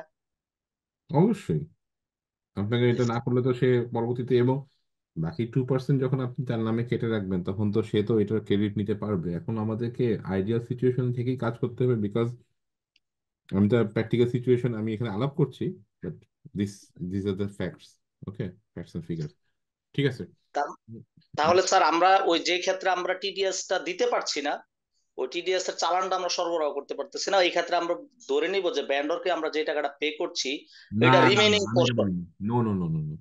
আপনাকে যখন আপনি মনে করেন একটা বিগ কোম্পানি, আপনাকে যখনই ডিসিটি উৎসে কর কর্তন বা সংগ্রহ নিয়ে কোশ্চেন করবে, তখন আপনার ইচ অ্যান্ড এভরি পারচেজের এগেনস্টে সে উৎসে কর কর্তনের চালান দেখতে চাইবে। যে জি চালানগুলো স্যার। আপনার সেই প্রত্যন্ত অঞ্চলে কোনো সিমেন্ট ডিলার হলেও তার কাছে আপনার তার পেমেন্টের এগেনস্টে 100 টাকা পেমেন্ট করলে 2 টাকা তাকে দেখাতে হবে উপকর কমিশনারকে, যে 2 টাকা আমি তার নামে সরকারি কোষাগারে জমা দিয়েছি, বাকি 98 টাকা তাকে আমি পেমেন্ট করেছি। ঠিক আছে? না হলে আপনার দুই রকম সমস্যা, সেটা আমি বলতেছি তবু যেহেতু কথা প্রসঙ্গে চলে এসেছে, যে আপনার এনি কাইন্ড অফ পেমেন্টের সময় আপনাকে পিএসআর নেওয়াটা ম্যান্ডেটরি। পিএসআর মানে proof of submission of return. PSR না নিলে আপনি এই rate of deduction of tax হয়ে যায় 50% হায়ার। মানে আপনার যেখানে 2% উৎসে কর কর্তন করার কথা ছিল, সেখানে আপনাকে 3% হারে উৎসে কর কর্তন করতে হবে। 1 নম্বর। 2 নম্বর হচ্ছে, আপনার যখন কোম্পানির অ্যাসেসমেন্ট হবে বছর শেষে একজন ডিসিটির কাছে, সে ধরেন কথার কথা আপনি 1 কোটি টাকার সিমেন্ট কিনেছেন, কিন্তু ওখানে উৎসে কর কর্তনও করেননি। আবার যার কাছ থেকে সিমেন্ট কিনেছেন তার কাছ থেকে আপনি পিএসআর ওই বছর 24-25 কর বর্ষের রিটার্ন দাখিলের প্রমাণক তার কাছে আপনার নেওয়ার কথা ছিল, সেটা নেননি। তাহলে আপনাকে যেটা করতে হবে, 3% করে উৎসে কর কর্তন করতে হবে। আবার ডাবল ফাড়া আছে। কি ফাড়া? সেই ফাড়াটা হচ্ছে অ্যাসেসমেন্ট করার সময় ওই 1 কোটি টাকা আপনার পুরোপুরি ডিজেলাও হয়ে আপনার মোট আয়ের সাথে যোগ হয়ে যাবে। কেন? কারণ আপনি তার পিএসআর দাখিল করে তার পিএসআরটা আপনি চেক করে তাকে পেমেন্ট দেননি। সো এইটা আমরা একটু অ্যাড্রেস করার চেষ্টা করব, যে কোনো একদিকে যেন আপনাদের উপরে, কোম্পানির উপরে এই জরিমানাটা আরোপ হয় আর কি। তো আমি আপনাদেরকে আবার রিপিট করি, যে আপনি যদি যে কোনো প্রকার পেমেন্টের এগেনস্টে উৎসে কর কর্তন করার জন্য পিএসআর না নেন, বা পিএসআরটা যদি হেফাজত না করেন, সেভ না করেন, তাহলে আপনাকে উৎসে কর কর্তনের হারটা ডাবল করে, সরি 50% বেশি করতে হবে। 2 এর জায়গায় 0.5 বেশি হলে কত, সরি 50% বেশি হলে কত, 3% হারে উৎসে কর কর্তন করতে হবে। একই সাথে আপনি কেন পিএসআর নেননি, দ্যাটস ওয়াই আপনি যত টাকা খরচ করেছেন without taking any PSR from the supplier, আপনার ওই টাকাটা, ওই সম্পূর্ণ খরচটা আপনার ডিজেলাও হয়ে মোট আয়ের সাথে যোগ হয়ে সেটার উপরে আপনাকে কোম্পানি রেটে ট্যাক্স দিতে হবে। ওকে, আচ্ছা, থ্যাংক আমি একটু আগে, হ্যাঁ। ইউ। আচ্ছা স্যার, টিডিএস এবং উইথ হোল্ডিং এই দুইটা জিনিস নিয়ে যদি একটু বলতেন। আচ্ছা, উইথ হোল্ডিংটাই আসলে mainly TDS and T tax collection, TCS. ঠিক আছে, কমন আমার নেম একটা উইথ আমার একটা হোল্ডিং। কোশ্চেন ছিল। ভাই কোশ্চেন আমি একটু পরে নেই। ওকে, ঠিক আছে, থ্যাংক ইউ। Thank you. আমরা উইথ হোল্ডিং অথবা অ্যাডভান্স ইনকাম ট্যাক্স, এআইটি, অথবা টিডিএস অথবা টিসিএস, এই সবগুলোকেই আমরা ইন্টারচেঞ্জেবলি ইউজ করি। হুম, এটাই। ওকে ওকে। সো এখানে একটা জিনিস যেটা লেখা আছে, সেটা হচ্ছে যে আমি 2 নম্বর জিনিসটা আপনাদেরকে অলরেডি পড়িয়ে দিয়েছি, যে ম্যানুফ্যাকচারিং প্রসেস বা কনভার্সন, পূর্ত কাজ, নির্মাণ, প্রকৌশল, সমজাতীয় অন্য কোনো কাজের জন্য সম্পাদিত চুক্তির বিপরীতে সেবা সরবরাহের ক্ষেত্রে ভিত্তিমূল্যের উপর উৎসে কর কর্তনের হার 7% হবে। এবং পেট্রোল পাম্প, সিএনজি স্টেশন কর্তৃক তেল বা গ্যাস সরবরাহের ক্ষেত্রে উৎসে কর কর্তন প্রযোজ্য হবে না। মানে আমরা যারা বিভিন্ন রকমের কোম্পানি পেট্রোল পাম্প থেকে বা সিএনজি স্টেশন থেকে এন্ড ইউজার হিসেবে যদি তেল বা গ্যাস কিনে থাকি, তাহলে এই কিনে থাকার এগেনস্টে আপনাকে কোনো উৎসে কর কর্তন প্রযোজ্য হবে না, করতে হবে না। নিচে দেখেন 2টা কথা লেখা আছে। আমদানিকৃত পণ্য সরবরাহের ক্ষেত্রে উৎসে কর পরিমাণ হচ্ছে ধারা 89 মাইনাস ধারা 120। আচ্ছা, জিনিসটা কি? জিনিসটা হচ্ছে ধারা 89 হচ্ছে, আমরা এতক্ষণ পর্যন্ত যা পড়লাম সেটা হচ্ছে সরবরাহের বিপরীতে উৎসে কর কর্তন, আর ধারা 120 হচ্ছে আমদানির বিপরীতে উৎসে কর কর্তন। এখন আপনি বাইরে থেকে ধরেন মোটরসাইকেল ইম্পোর্ট করে আনলেন, ফুল ফার্নিশড, ফুল মোটরসাইকেল কমপ্লিট ইউনিট, একটা ইউনিট আপনি ইম্পোর্ট করে আনলেন, এগেনস্টে 1 লাখ টাকা মোটরসাইকেল নিয়ে আসছেন, কাস্টমস কর্তৃপক্ষ 5% হারে 5,000 টাকা কর্তন করে রেখে দিয়েছে। সেই মোটরসাইকেলের মধ্যে উইদাউট অ্যাডিং এনি ভ্যালু, কোনো ভ্যালুয়েশন অ্যাড না করেই আপনি সেম মোটরসাইকেলটা আপনি আরেকটা কোম্পানিকে সাপ্লাই দিলেন। তাহলে সাপ্লাই এগেনস্ট আমরা এতক্ষণ পর্যন্ত যেটা দেখলাম যে ধারা 89 পণ্য সরবরাহের বিপরীতে 5% হারে উৎসে কর কর্তন প্রযোজ্য। এক্ষেত্রে আপনি যেহেতু মোটরসাইকেলটাতে কোনো ভ্যালু এডিশন না করেই সাপ্লাই করেছেন, শুধু মোটরসাইকেল না, যে কোনো পণ্যের ক্ষেত্রে আপনি যদি কোনো ভ্যালু এডিশন না করে সাপ্লাই দিয়ে থাকেন, তাহলে আপনি সাপ্লাই স্টেজে কোনো উৎসে কর কর্তন প্রযোজ্য হবে না। দ্যাট মিনস ধারা 89 মোতাবেক আপনার উৎসে কর কর্তন প্রযোজ্য ছিল 5, ধারা 120 মোতাবেক আপনি অলরেডি 5% উৎসে কর কর্তন করে এসেছেন, সংগ্রহ করে এসেছেন, কাস্টমস কর্তৃপক্ষ ইম্পোর্ট স্টেজে নিয়েছে, তাহলে 5 - 5 কত হয়? 0।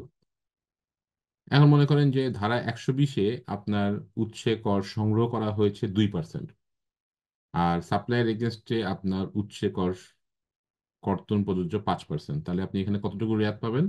5, রিমেনিং 3%। 3%, রাইট। ওকে, সেম জিনিস হচ্ছে কমিশন, ডিসকাউন্ট, ফি ইত্যাদি হতে উৎসে কর কর্তন হয়েছে এরকম যদি কোনো পণ্য আপনি সরবরাহ করে থাকেন, ধারা 94। একটু পরে আমরা দেখব। মনে করেন আপনি রানার মোটরসাইকেল কোম্পানি এবং আমি হচ্ছে ডিস্ট্রিবিউটর, রানার মোটরসাইকেল কোম্পানির একটা কুমিল্লার একজন ডিস্ট্রিবিউটর। ওকে, তো রানার মোটরসাইকেল কোম্পানি আমাকে ডিস্ট্রিবিউটরকে 3 রকম ভাবে জিনিস দিতে পারে। এক হচ্ছে বছর শেষে সে আমাকে একটা কমিশন বা ফি দিতে পারে। 2 হচ্ছে আমাকে, আমি তার যেসব জিনিস মার্কেট করে দিব সেই মার্কেটের উপর একটা সার্টেন পার্সেন্টেজ দিতে পারে। অথবা আমাকে গায়ে লেখা রেটের চেয়ে, মানে এমআরপি রেটের চেয়ে আমাকে একটা ডিসকাউন্টেড রেটে বলতে পারে যে তুমি এই রেটে এই জিনিসটা বিক্রয় করতে পারো। সো 3 নম্বর জিনিস, মনে করেন রানা মোটরসাইকেল কোম্পানি 1 লক্ষ টাকা দিয়ে একটা মোটরসাইকেল এমআরপি লেখা আছে তার, কিন্তু আমাকে বলে দিয়েছে তুমি এটা 95,000 টাকা দিয়ে বিক্রয় করতে পারো। তার মানে আমাকে একটা রিডিউস রেটে সে বিক্রয় করার অনুমতি দিয়েছে। সেই রিডিউস রেটে বিক্রয় করার অনুমতি দিলে এই 95,000 টাকা ইন্টু 5% যে টাকাটা আসে, সেই টাকাটা রানার মোটরসাইকেল কোম্পানি আমার ডিস্ট্রিবিউশনের এগেনস্টে আমার কাছ থেকে সে একটা কর্তন করে রাখবে। এটা বলে হচ্ছে ধারা 94 এগেনস্টে উৎসে কর কর্তন। পরবর্তীতে আমরা এটা আবার দেখব। তবে এরকম যদি কোনো উৎসে কর কর্তন করা হয়ে থাকে তাহলে একই কথা, 2 নম্বরে যেটা আছে ধারা 89 মাইনাস ধারা 94, কমিশন, ডিসকাউন্ট, ফি ইত্যাদি হতে উৎসে কর কর্তন করা হয়েছে এরকম যদি কোনো পণ্য আমি সরবরাহ করি, সরবরাহের ক্ষেত্রে মনে করেন ধারা 89 এর জিনিস হচ্ছে 5%, হ্যাঁ, আর ধারা 94 আমার অলরেডি 2% কাটা হয়ে গেছে, তাহলে আমার এইসব জিনিস সরবরাহের ক্ষেত্রে কাটতে হবে কত? 5 - 2 = 3।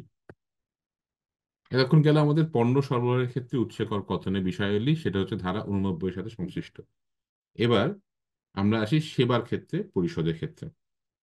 সেবা মানে সার্ভিস, এনিথিং আদার দেন গুডস, পণ্য। এ সংক্রান্ত বিধি হচ্ছে বিধি 4, সেটা উৎসে কর বিধিমালা 2024-এর বিধি 4 এবং আয়কর আইন 2023-এর ধারা 90। এই দুইটাই হচ্ছে আপনার সেবার বিপরীতে উৎসে কর কর্তনের ধারা।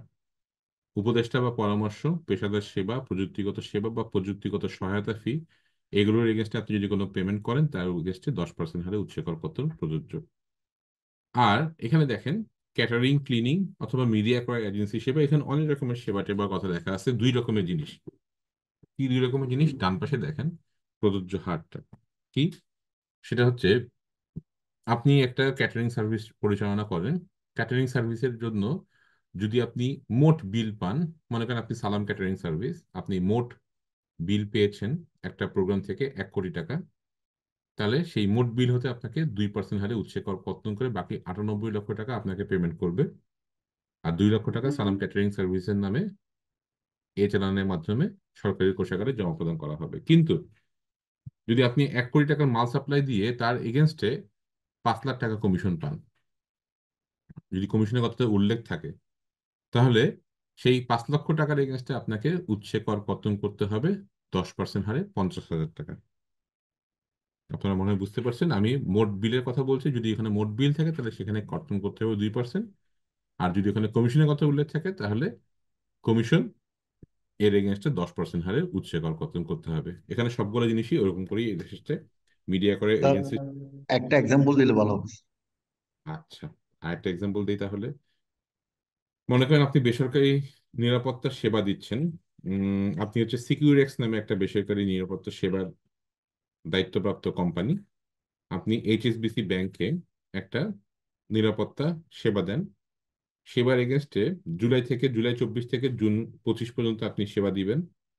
প্রতি মাসে আপনি সেবার এগেনস্টে বিল সাবমিট করেন এইচএসবিসি ব্যাংকে, কথা কথা 5 লক্ষ টাকা। ঠিক আছে? আবার এইচএসবিসি কোম্পানি আপনাকে 5 লক্ষ টাকা তো বিল দেয়, কিন্তু ওখানে উল্লেখ করে দিয়েছে বিলের এগেনস্টে, বিলের একটা ব্রেকআপ আছে যে নিরাপত্তা সেবা যে দিল, এই 5 লক্ষ টাকার মধ্যে 4 লক্ষ টাকা হচ্ছে আপনি খরচ করতেছেন। কে? সিকিউরিটি কোম্পানি খরচ করতেছে। কি খরচ করতেছে? এই নিরাপত্তা সেবা প্রদান করার জন্য বিভিন্ন রকম খরচ। কি কি খরচ হতে পারে? সে মনে করেন কিছু অস্ত্র কিনেছে, সে কিছু লোক ভাড়া করেছে, সে কিছু অ্যারেঞ্জমেন্ট করে কিছু ওয়াকি টকি কিনেছে, সেই সংক্রান্ত জিনিস হচ্ছে তার খরচই হয়ে গেছে 4,80,000 টাকা। বাকি 20,000 টাকাটা সিকিউরিটি কোম্পানির আসলে মেইন ফি। মানে মোট বিল পেয়েছে 5 লক্ষ, কিন্তু ফি কত? 20,000 টাকা। এবং এটা উল্লেখ করে দিয়েছে এইচএসবিসি, হ্যাঁ, যে ওর ফি হচ্ছে মাসে 20,000 টাকা, বাকি 4,80,000 টাকা কিন্তু আসলে ওর খরচ। তাহলে এই 20,000 টাকার উপরে 10% রেটে 2,000 টাকা উৎসে কর কর্তন করে বাকি টাকাটা পুরোপুরি এইচএসবিসি এই বেসরকারি নিরাপত্তা সেবা সংক্রান্ত কোম্পানি সিকিউরিক্সকে পেমেন্ট করে দিবে। কিন্তু যদি কমিশন বা ফির কথা এইচএসবিসি কোনো উল্লেখই না করতো, তাহলে মনে করেন থোক বিল, কোনো ব্রেকআপ নেই, 5 লক্ষ টাকা, তাহলে আপনার 5 লক্ষ টাকার এগেনস্টে 2% হারে কত হয়? 10,000 টাকা মনে হয়। 10,000 টাকা ডিরেক্টলি উৎসে কর কর্তন করে বাকি 4,90,000 টাকা এই বেসরকারি নিরাপত্তা সেবা সংক্রান্ত কোম্পানি সিকিউরিটিকে প্রদান করা হবে। বুঝতে পেরেছেন? তাহলে স্যার এমনটা হলো যে কমিশন স্পেসিফিক উল্লেখ থাকলে 10%, আদারওয়াইজ অল ক্ষেত্রে হচ্ছে এক্স্যাক্টলি। 2%। এবং কমিশনটা উল্লেখ থাকতে হবে হচ্ছে যে পেমেন্ট করতেছে তার মাধ্যমে, নিজে নিজেকে কমিশন উল্লেখ করতে পারবেন না। মানে জি জি জি, সিকিউরিটি কোম্পানি নিজে নিজেকে উল্লেখ করতে পারবে আর কি। হ্যাঁ, বায়ার স্পেসিফিক উল্লেখ করে দিবি। এইচএসবিসি যে মেইন যে পেমেন্ট দাতা, সে উল্লেখ জি করবে। ঠিক আছে? জি জি। সেক্ষেত্রে আমরা এটাকে অ্যালাউ করি যে হ্যাঁ, কমিশন থেকে আপনি উৎসেগ করতে পারবেন। সেম জিনিস হচ্ছে মিডিয়া করা এজেন্সির সেবা, মোটর গ্যারেজ ওয়ার্কশপ, এটা direct 8%। Stevedoring berth operation commission, terminal operator, ship handling operator, mainly জাহাজ ব্যবসার সাথে সংশ্লিষ্ট। আর পরিবহন সেবা, গাড়ি ভাড়া, ক্যারিং সেবা, repair and maintenance, ride sharing সেবা, এগুলোর ক্ষেত্রে 5% করে। মানে এইসব সেবাগুলো দিলে তার এগেস্টে পেমেন্ট হলে 5% করে উৎসে কর কর্তন প্রযোজ্য হবে। ইনডেন্টিং, মিটিং ফি, ট্রেনিং ফি, সম্মানী, আপনাদের যে বোর্ড অফ ডিরেক্টরদের যারা কোম্পানিতে কাজ করেন তারা দেখছেন ওখানে যে সম্মানী দেওয়া হয় বা ট্রেনিং বা মিটিং এর এগেস্টে আপনার যখন পেমেন্ট করা হয় তার এগেস্টে 10% করে উৎসে কর কর্তন করা হয়। মোবাইল নেটওয়ার্ক অপারেটর বা কোনো টেকনিক্যাল অ্যাসিস্ট্যান্স ফি দেওয়া হয় 12%, ক্রেডিট এজেন্সি 10%। এরকম বিভিন্ন রকম রয়েছে। লাস্টের কথাটা ইম্পর্টেন্ট, সেটা হচ্ছে যে এইরূপ অন্য কোনো সেবা যা আইনের অন্য কোনো ধারার অধীন কর কর্তনযোগ্য নয়, এটা হচ্ছে অমনিবাস ক্লজ, মানে আপনার সেবার মধ্যেই পড়ে, কিন্তু আপনার এখানে আমরা যে টেবিলটা দিয়েছি সেই টেবিলের মধ্যে যদি না থাকে তাহলে আপনাকে উৎসে কর কর্তন করতে হবে 10%। তবে একটা জিনিস ইম্পর্টেন্ট, সেটা সবাই মনে রাখবেন যে এখানে আমরা যেসব সেবার কথা বলেছি এবং ধারার মধ্যে যেসব কথা বলা হচ্ছে তার বাদে যদি অন্য কোনো সেবা, ব্যাংক, ইন্স্যুরেন্স, আর্থিক প্রতিষ্ঠান বা মোবাইল ফিনান্সিয়াল সেবা প্রদানকারী কোনো প্রতিষ্ঠান কর্তৃক প্রদত্ত হয়, তাহলে উহার উপর এই বিধির অধীন কর কর্তন প্রযোজ্য হইবে না। ব্যাংক, ইন্স্যুরেন্স, আর্থিক প্রতিষ্ঠান বা মোবাইল ফিনান্সিয়াল সেবা প্রদানকারী প্রতিষ্ঠান কর্তৃক যদি এই এতক্ষণ ধরে আমরা যা সেবার মধ্যে যে লিস্টের মধ্যে যা যা লেখা আছে সেটা বাদ দিয়ে যদি অন্য কোনো সেবা প্রদান করা হয়, তাহলে তার উপরে উৎসে কর কর্তন প্রযোজ্য হবে না। এই 4টা সত্তাকে এখান থেকে এক্সক্লুড করে দেওয়া হয়েছে, রেহাই দেওয়া হয়েছে। আচ্ছা, পরবর্তীতে ধারা 91 হচ্ছে ইনট্যাঞ্জিবল অ্যাসেট। এইগুলা স্যার যদি আমি স্যার একটা এখন প্রশ্ন। কোশ্চেন নিব না, আমি একটু আগাই যাই, আগে পরের দিকে লাস্টের দিকে একটু কোশ্চেন নিব আর কি। হ্যাঁ, জি ঠিক আচ্ছা। আছে স্যার। ইনট্যাঞ্জিবল অ্যাসেটের ক্ষেত্রে ভিত্তিমূল্যের উপর বেস করে 10% অথবা 12% হারে উৎসে কর কর্তন করা হয়। আপনি যদি কোনো প্রচার মাধ্যমে বিজ্ঞাপন দেন, সেই বিজ্ঞাপনের এগেনস্টে মনে করেন আপনি সংবাদে একটা নিয়োগ বিজ্ঞপ্তি দিলেন, নিয়োগ বিজ্ঞপ্তির জন্য আপনার 1 লক্ষ টাকা তারা আপনাকে পেমেন্ট চার্জ করলো, 1 লক্ষ টাকার এগেনস্টে আপনাকে 95,000 টাকা তাকে পেমেন্ট করবেন, বাকি 5,000 টাকা তার নামে ওই দৈনিক পত্রিকার নামে বা ইলেকট্রনিক মিডিয়ার নামে উৎসে কর কর্তন করে আপনি সরকারি কোষাগারে জমা প্রদান করবেন। অভিনেতা অভিনেত্রী এদের জন্য 10%, এই যে কমিশন ডিসকাউন্ট ফি, 3টে জিনিস আছে দেখেন, যে পরিবেশক বা অন্য কোনো ব্যক্তিকে আপনি কমিশন ফি, বাট্টা, প্রণোদনা এগুলো যদি দেন তাহলে তার এগেন্সটে 10% উৎসে কর কর্তন করতে হবে। আর যদি আপনি পণ্য বাজারজাতকারী হয়ে থাকেন তাহলে তার ক্ষেত্রে 1.5% হারে উৎসে কর কর্তন করতে হবে। খুচরা মূল্য 1 লক্ষ টাকা অপেক্ষা কম মূল্যে 95,000 টাকা ক্ষেত্রে, বিক্রয়ের ক্ষেত্রে 5% ইন্টু বিক্রয় মূল্য কত, 95,000 টাকা ইন্টু 5%, এই হারে উৎসে কর কর্তন করতে হবে। আর সিগারেটের ক্ষেত্রে হচ্ছে ব্রিটিশ আমেরিকান টোবাকো, গায়ের রেট লেখা আছে 100 টাকা। সে আপনি ডিস্ট্রিবিউটর, আপনি নোয়াখালীর একজন ডিস্ট্রিবিউটর, আপনার ক্ষেত্রে সে প্রতি প্যাকেটে দাম নিয়েছে 90 টাকা। তাহলে পার্থক্য কত, 100 মাইনাস 90, তার মানে কত, 10 টাকা। এই 10 টাকার উপরে 3% হারে উৎসে কর কর্তন করতে হবে। কে করবে? British American tobacco. কার থেকে করবে? ডিস্ট্রিবিউটরের কাছে যেহেতু দিচ্ছে, ডিস্ট্রিবিউটরের পেমেন্টের এগেস্টে সে আগে থেকে এটা কর্তন করে রাখবে। সিগারেটের ক্ষেত্রে পার্থক্য 3%। একইভাবে ট্রাভেল এজেন্টের নিকট হতে কর সংগ্রহ করতে পারবে এই সব বিজেপি 97টা দেখেন, স্থানীয় ঋণপত্রের কমিশন হিসেবে প্রাপ্ত অর্থ হইতে কর্তন, দ্যাট মিনস এলসি। আপনি যদি এলসির মাধ্যমে কোনো সাপ্লাই দিয়ে থাকেন, যেটা আগে ছিল 52U, সেক্ষেত্রে আপনার 3 রকমের রেট আছে। মেইন রেট হচ্ছে 3%, অথবা 2%, অথবা 1%। 1% কখন? একটু আগে আমরা যেটা দেখলাম, যেটা নিয়ে একজন কোশ্চেনে করলো, যে নিত্য প্রয়োজনীয় দ্রব্যাদি এর সরবরাহের এগেনস্টে 1%, যদি এলসির মাধ্যমে সাপ্লাই হয় তাহলে 1%। আর নর্মাল সাপ্লাই, এ কোম্পানি থেকে বি কোম্পানি থেকে নর্মাল সাপ্লাই হবে, সেটা যদি এলসির মাধ্যমে সাপ্লাই হয় তাহলে এখানে উৎসে কর কর্তনের রেট হবে 3%। আর সেলুলার মোবাইল ফোন অপারেটর কর্তৃক পরিশোধের উপর কর কর্তন, এটা হচ্ছে 20%। কাকে কে পরিশোধ করে? রবি, জিপি, বাংলালিংক, এরা মেইনলি বিটিআরসি কে বিভিন্ন রকম পরিশোধ করে থাকে। কিসের এগেনস্টে? স্পেকট্রাম ফি, লাইসেন্স ফি, এইসব কিছু। এখন বিটিআরসি কে যদি রবি মোবাইল কোম্পানি 1 কোটি টাকার একটা পেমেন্ট দেয়, তার এগেনস্টে সে 20%, মানে 20 লক্ষ টাকা উৎসে কর কর্তন করবে বিটিআরসির নামে সরকারি কোষাগারে। এই চালানের মাধ্যমে এই 20 লক্ষ টাকা ট্যাক্স জমা প্রদান করবে। বাকি 80 লক্ষ টাকা বিটিআরসি কে পেমেন্ট করবে। এটি হচ্ছে 20%। এটা ছিল আগে 10%, এবারকার এটা 20% হয়ে গেছে। জীবন বীমা পলিসির ক্ষেত্রে দরকার নাই এগুলা, এটা দরকার 102। আমি প্রথমে যে কথাটা বলেছি, আমরা এবার যে কোনো প্রকার ডিপোজিট আপনি যেখানেই রাখেন না কেন, সেটা হতে পারে bank, insurance, leasing, financing, banking, ডাক, যে কোনো জায়গায় আপনি যদি ডিপোজিট রাখেন, সেই ডিপোজিটের এগেনস্টে যদি আপনি সুদ বা মুনাফা পেয়ে থাকেন, তাহলে সেই সুদ বা মুনাফা পরিশোধকারী ব্যক্তি আপনাকে পরিশোধকালে নিম্নলিখিত হারে উৎসে কর কর্তন করবে। কিভাবে? ডান দিকে দেখেন, যে ট্রাস্ট, ব্যক্তি সংঘ, কোম্পানির ক্ষেত্রে উৎসে কর কর্তনের সংগ্রহের হার হচ্ছে 20%। প্রাথমিক শিক্ষা প্রতিষ্ঠান আইসিএবি, আইসিএমএ, আইসিএসবি, এদের ক্ষেত্রে উৎসে কর কর্তনের হার হচ্ছে 10%।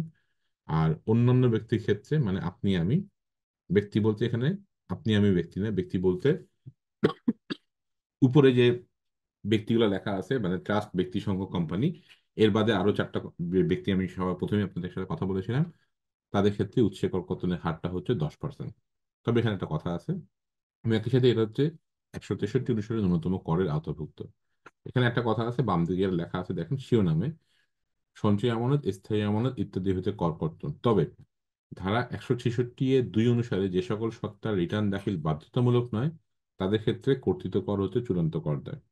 ধারা 166(2) আছে হচ্ছে ইংরেজি ভাষণ নেই এরূপ শিক্ষা প্রতিষ্ঠান, সরকারি বিশ্ববিদ্যালয়, বাংলাদেশ ব্যাংক, স্থানীয় কর্তৃপক্ষ, সংবিধিবদ্ধ স্বায়ত্তশাসিত সরকারি প্রতিষ্ঠান বা আইনের অধীন প্রতিষ্ঠিত কোনো সত্তা, সরকারি ভবিষ্যৎ বা পেনশন তহবিল, এদেরকে আমরা ধারা 166(2) মোতাবেক রিটার্ন দাখিল থেকে অব্যাহতি দিয়েছি, যে বাধ্যতামূলক করে দিয়ে করা হয়নি তাদের ক্ষেত্রে, যে তাদেরকে রিটার্ন দিতে হবে না।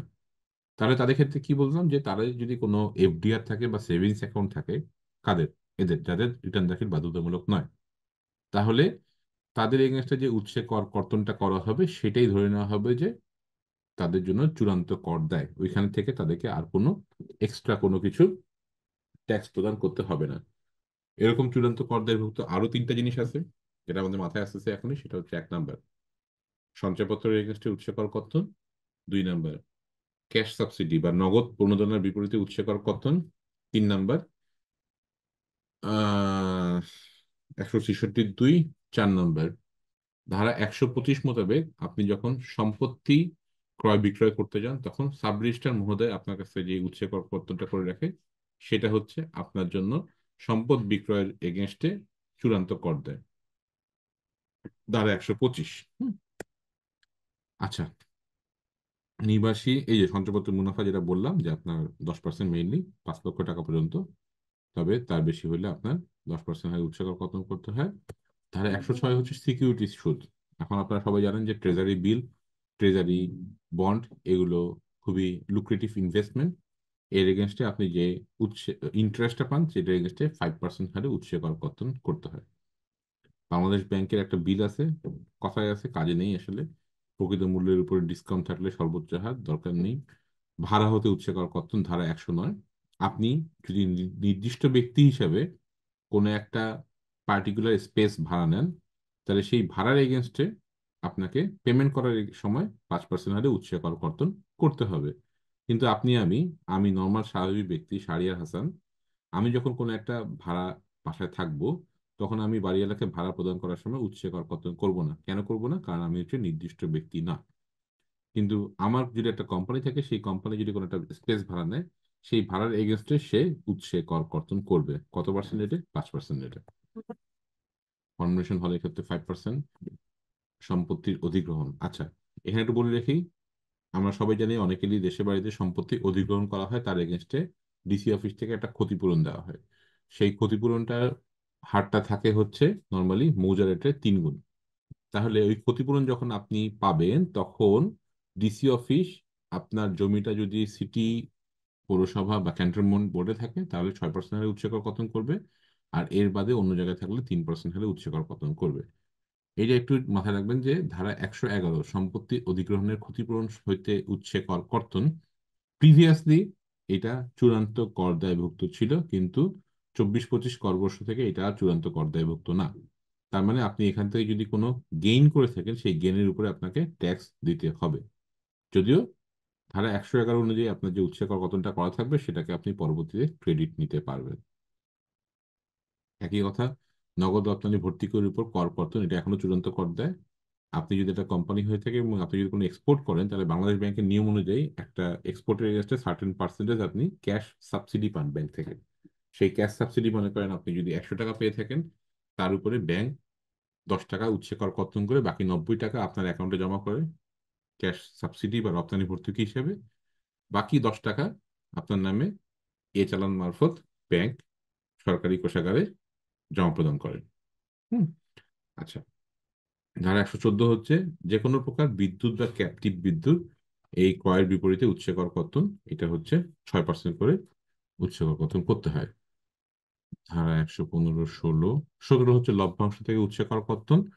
আপনি যদি কোম্পানির জন্য হয় তাহলে কোম্পানির জন্য কোম্পানি কর হার মানে অ্যাকচুয়ালি 20%ই হবে এটা, অন্যান্য ক্ষেত্রে 10% বা টিআই না থাকলে 15%।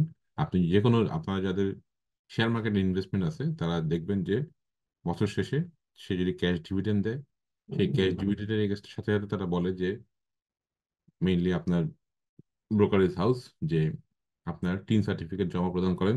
যদি আপনি টিন সার্টিফিকেট দিয়ে থাকেন তাহলে 10% হারে উৎসে কর কর্তন করে, টিন সার্টিফিকেট না দিলে আপনার 15% হারে উৎসে কর কর্তন করা হয়। আপনি যদি লটারিতে কোনো আয়প্রাপ্ত হন তাহলে লটারির এগেনস্টে আপনাকে 20% কর্তন করে বাকি টাকাটা আপনাকে দেওয়া হবে। আচ্ছা, এটা হচ্ছে অনিবাসীর ক্ষেত্রে উৎসে কর কর্তনের ধারা। আগে ছিল 56, এখন হচ্ছে 119। কর্তনের হার সর্বোচ্চ হচ্ছে 30%। কর্তন যার এগেনস্টে কর্তন করা হবে সে যদি কোনো কারণে করমুক্ত সত্তা হয় বা হ্রাসকৃত হারে কর্তনকারী কোনো সত্তা হয় তাহলে বোর্ডের কাছে সে আবেদন করে। সে আবেদন করে 30 দিনের মধ্যে বোর্ড তাকে একটা নির্দেশনা প্রদান করে যে তোমার এগেনস্টে 30% না, তোমার এগেনস্টে কথা কথা 15% উৎসে কর কর্তন প্রযোজ্য। আচ্ছা, এই অনিবাসীর এগেনস্টে কোনটাতে কতটা কর্তন করতে হবে তার আগে জাস্ট লাস্টের কথাটা রেখে রাখেন যে নিচের যে অনিবাসী বরাবর প্রেরিত অর্থ রিমিটকালে উৎসকর কর্তন প্রযোজ্য হবে না কোন কোন ক্ষেত্রে? আরবিট্রেশন ফি, যে কোনো প্রকার নেগোসিয়েশন বা আরবিট্রেশন ফি, হজ বাবদ ফি, আর প্রায়োরিটি পাস বাবদ প্রেরিত অর্থ, এইসব ক্ষেত্রে উৎসকর কর্তন করবে না। ধারা 119 কে অ্যাড্রেস করবে? মেইনলি অ্যাড্রেস করবে হচ্ছে ব্যাংক, কারণ ব্যাংকের মাধ্যমেই আউটওয়ার্ড রিমিটেন্স রিমিট করা হয়, বাইরের দেশে যায় আর কি। দ্যাটস ওয়াই মেইনলি ধারা 119 হচ্ছে ব্যাংকের ধারা। আপনি যে কোনো অনিবাসীর কাছ থেকে যদি কোনো সার্ভিস নিয়ে থাকেন আপনি বা আপনার কোম্পানি, তাহলে তার এগেনস্টে আপনি যখন পেমেন্ট করবেন পেমেন্টটা হবে থ্রু ব্যাংক, এবং ব্যাংক বা বাংলাদেশ ব্যাংক যখনই আউটওয়ার্ড রিমিট করবে সে ধারা 119 মোতাবেক উৎসকর কর্তন করবে। এগুলো হচ্ছে উৎসকর বিধিমালা 2024-এর বিধি 5, মানে ধারা 119 সংশ্লিষ্ট অনিবাসীর ক্ষেত্রে উৎসকর কর্তনের হার। উপদেষ্টা বা পরামর্শ হলে 20%, প্রফেশনাল সার্ভিস, টেকনিক্যাল নো-হাউ আর টেকনিক্যাল অ্যাসিস্ট্যান্স হলে 20%। এভাবে অনেক রকম রেট করা আছে, তবে একটা রেট একই রকম। যেমন দেখেন 15 নাম্বারটা, কন্ট্রাক্টর সাব কন্ট্রাক্টর কর্তৃক ম্যানুফ্যাকচারিং প্রসেস বা কনভার্সন, পূর্ত কাজ, নির্মাণ, প্রকৌশল, সমজাতীয় অন্য কোনো কাজের জন্য সম্পাদিত চুক্তির বিপরীতে সেবা সরবরাহের ক্ষেত্রে। নিবাসী ক্ষেত্রে এটা ছিল হচ্ছে 7%, আর এখানে হচ্ছে অনিবাসী ক্ষেত্রে হচ্ছে 7.5%। পণ্য সরবরাহের ক্ষেত্রে 7.5%। এভাবে করে করে লাস্টে 29 নম্বরে অন্য কোনো পরিশোধ হিসেবে 20% দেওয়া হয়েছে।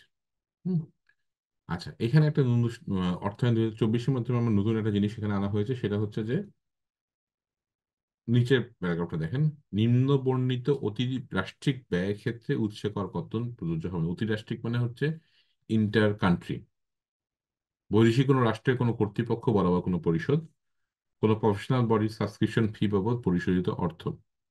মনে করেন আপনি বাংলাদেশে বসে আপনি কথা IMF এর একটা সাবস্ক্রিপশন নিয়েছেন। সাবস্ক্রিপশনের জন্য আপনাকে $100 করে প্রতি মাসে দিতে হয়।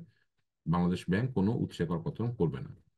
আপনার 3 নম্বর লিয়াজো অফিস ব্যয়, আপনার এখানে বসে আছেন, কেনিয়াতে আপনার একটা লিয়াজো অফিস আছে, সেটা এক্সপেন্ডিচারের জন্য প্রতি মাসে আপনার $2000 করে প্রেরণ করতে হয়। আপনার কোনো উৎসকর কর্তন করতে হবে না। আন্তর্জাতিক কোনো বিপণন ব্যয় বা পণ্য উন্নয়ন ব্যয়, টিউশন ফি, আপনার ছেলে দেশের বাইরে পড়াশোনা করে তাকে টিউশন বাবদ একটা ফি প্রদান করতে হয়, সেই ফি এর এগেনস্টে কোনো উৎসকর কর্তন করা হবে না। যে কোনো প্রকার সিকিউরিটি ডিপোজিট, কোনো সিকিউরিটি ডিপোজিট যদি বাইরে দিতে হয় তাহলে তার এগেনস্টে ব্যাংক ধারা 119 মোতাবেক কোনো উৎসকর কর্তন না করেই আপনার টাকাটা আউটওয়ার্ড রেমিট করতে দিবে।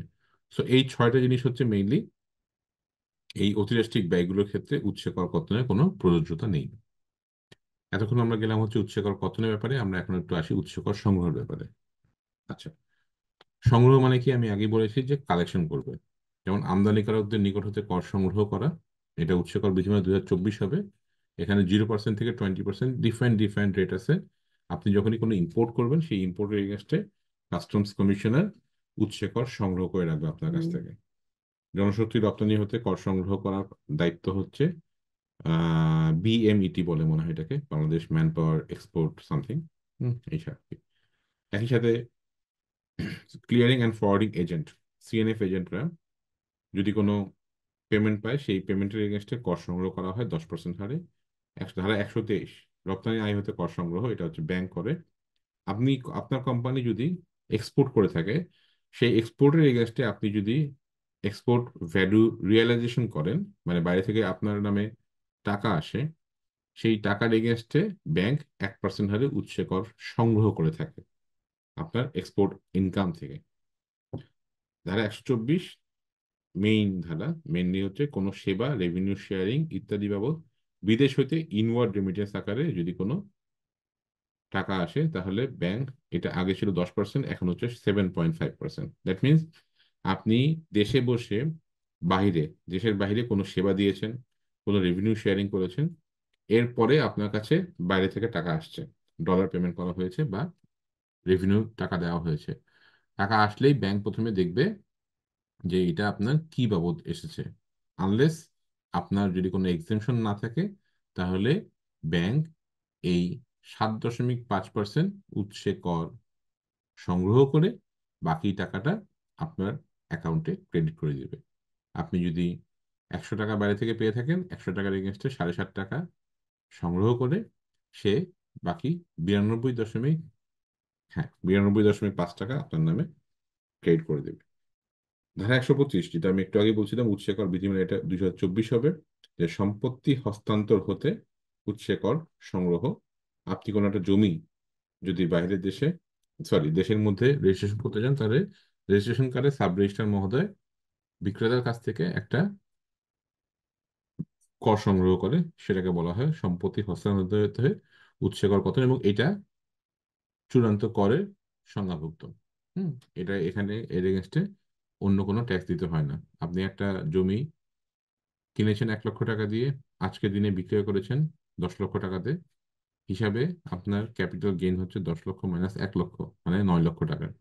9 লক্ষ টাকার উপরে আপনাকে ট্যাক্স পরিশোধ করতে হতো, কিন্তু না, আপনি 10 লক্ষ টাকার এগেনস্টে সাব রেজিস্ট্রার মহোদয় আপনার জমি রেজিস্ট্রেশন কালে কথা কথা 50,000 টাকা উৎসে কর কর্তন করে রাখছে বা সংগ্রহ করে রাখছে। তাহলে আপনাকে ওই 9 লক্ষ টাকার উপরে ক্যাপিটাল গেইন যেটা হলো সেটার উপর আপনাকে কোনো ট্যাক্স প্রদান করতে হবে না। ওই 50,000 টাকাই হচ্ছে আপনার জন্য চূড়ান্ত কর দেয়। একই কথা রিয়েল এস্টেট বা ভূমি উন্নয়নকারী নিকট হতে কর সংগ্রহকারী, সেটাও একই রকম। এইখানে আর কিছু দেখাবো না, এটা হচ্ছে ইট প্রস্তুতকারক, এই কোম্পানি, এগুলো সবগুলোই জাস্ট পড়ে যাওয়ার জন্য, ঠিক আছে, বুঝার জন্য কিছু না, এখান থেকে বোঝার জিনিস আছে। আচ্ছা, 2 মিনিটের জন্য আমি একটু ব্রেক দিব, তার মধ্যে আপনাদের দুটো কোশ্চেন যদি কারো থাকে করতে পারেন।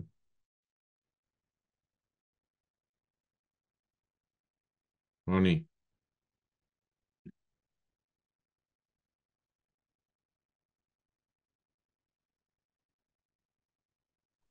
স্যার 125 ধারা অনুযায়ী যে জমি বিক্রেতা উনি তো যে রেজিস্ট্রেশন যে ট্যাক্স কেটে রাখবে সেটা রিফান্ড নিতে পারবে, তাই না?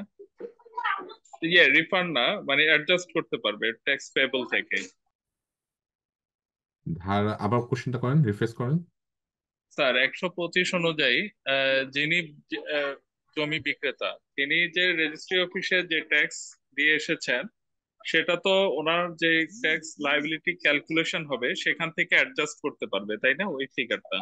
না, ধারা 125 মোতাবেক মনে করেন আপনি 10 লক্ষ টাকার একটা জমি বিক্রয় করলেন, সেখানে রেজিস্ট্রেশন অফিসে 50,000 টাকা উৎসে কর সংগ্রহ করে রেখেছে, ঠিক আছে, তাহলে ধরে নেওয়া হবে যে ওই 10 লক্ষ টাকা এগেনস্টেই আপনার আয় হয়েছে, ধরেন কথার কথা 10 লক্ষ মাইনাস আপনার কস্ট অফ অ্যাকুইজিশন ছিল 1 লক্ষ টাকা, তার মানে আপনার এখানে 9 লক্ষ টাকা হচ্ছে ইনকাম।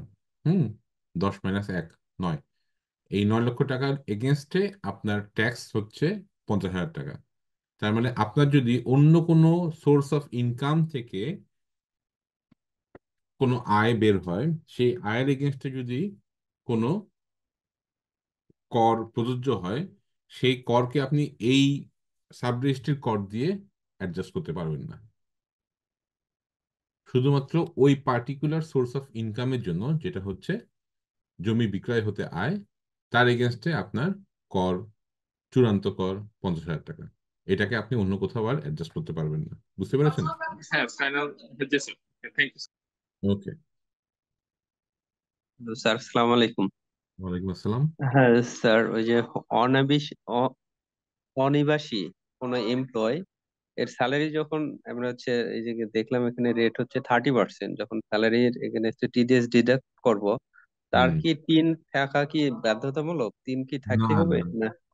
তিনটা থাকুক বা না থাকুক, মেইনলি এর যখন আপনি বেতন দিবেন অনিবাসিক জি ক্ষেত্রে, ঠিক আছে, যদি ব্যাংকের থ্রুতে সেটা যায়, হ্যাঁ, জি তাহলে অবশ্যই আপনাকে উৎসে কর, এই যে এখানে মনে হয় আছে নাকি, হ্যাঁ, বেতন বা পারিশ্রমিক 30% হারে জি 30% আছে। হুম, হুম। টিন থাকা এটা বাধ্যতামূলক নাই স্যার? না, না, বাধ্যতামূলক বলতে আপনি যে কোনো পেমেন্টের এগেনস্টেই তো টিন আপনার নেওয়াটা ম্যান্ডেটরি, ঠিক আছে, হ্যাঁ। জি তবে মনে করেন আপনি বেতন যখন কাউকে দিবেন বা জি পারিশ্রমিক আপনার কোম্পানি কাউকে দেয়, তার তো টিন অবশ্যই, সরি আমি আমার কথাটা উইথড্র করে নিচ্ছি, তার টিন টাকাটা অবশ্যই ম্যান্ডেটরি, কারণ টিন টাকা ছাড়া তাকে আপনি কিভাবে আপনি তাকে ওয়ার্ক পারমিট দিয়ে রাখতে পারবেন আর কি, হ্যাঁ, এটা ম্যান্ডেটরি। এখন বাংলাদেশি যখন করতেছে স্যার, তার তো টিন নাই, তো সেক্ষেত্রে টিন খুলে দিতে হবে, এটা ওপেন এটা করে একটা দিতে হবে। প্র্যাকটিক্যাল এটা একটা প্র্যাকটিক্যাল প্রবলেম, বাট 3 জি করে দিতে হবে, ঠিক আছে? এবং 3 জি জি রিটার্ন না খেলে বাধ্যবাধকতা চলে আসে। এই জন্যই জি আমি সেটা কথা রিভাইজ করেছি। হ্যাঁ, জি স্যার, বুঝতে পারছি। আর স্যার, ওই যে যখন হচ্ছে টিডিএস কাটি, অনেক ক্ষেত্রে দেখা যাচ্ছে যে আপনার কর বর্ষটা মানে 24-25-এর জায়গা 25-26-এর জায়গা 24-25 হয়েছে, ভুল গেছে। সেই ক্ষেত্রে স্যার করণীয় কি আছে স্যার? করণীয় নেই কথা, মানে ওইটা হচ্ছে আইবাসের মধ্যে একবার কোনো কিছু ঢুকে গেলে সেটাকে জি। রিফ্লেক্ট করাটা অত্যন্ত ডিফিকাল্ট। হুম, সিস্টেমে ঢুকে তাহলে কোনো কারণে যদি ভুল হয়ে যায় সেই ক্ষেত্রে স্যার কোনো কারণে ভুল মানে। হয়ে গেলে ব্যাংকের সূত্র ধরে আইবাসের কর্মকর্তাদের সাথে যোগাযোগ করে যদি কোনো ঠিকঠাক হয়ে যায়, কারণ এটা সরকারি জি কোষাগারের জি বিষয়, তো এটা আবার জি জি ইন্ডিয়া রিলেটেড না। হ্যাঁ, এটা অর্থ মন্ত্রণালয়ের অর্থ বিভাগের একটা জি। সেপারেট টিম আছে, আইবাস টিম, তাদের সাথে যোগাযোগ করে ঠিক করতে হয় আর কি। হুম, বুঝতে পারছি sir, thank you difficult. Sir. Okay, জি। তাহলে আমি আরেকটু আগে তাহলে, হ্যাঁ, কোশ্চেন তাহলে পরে যদি কারো থাকে তাহলে নেওয়া যাবে, যেহেতু আমাদের হাফ অ্যান আওয়ার আছে।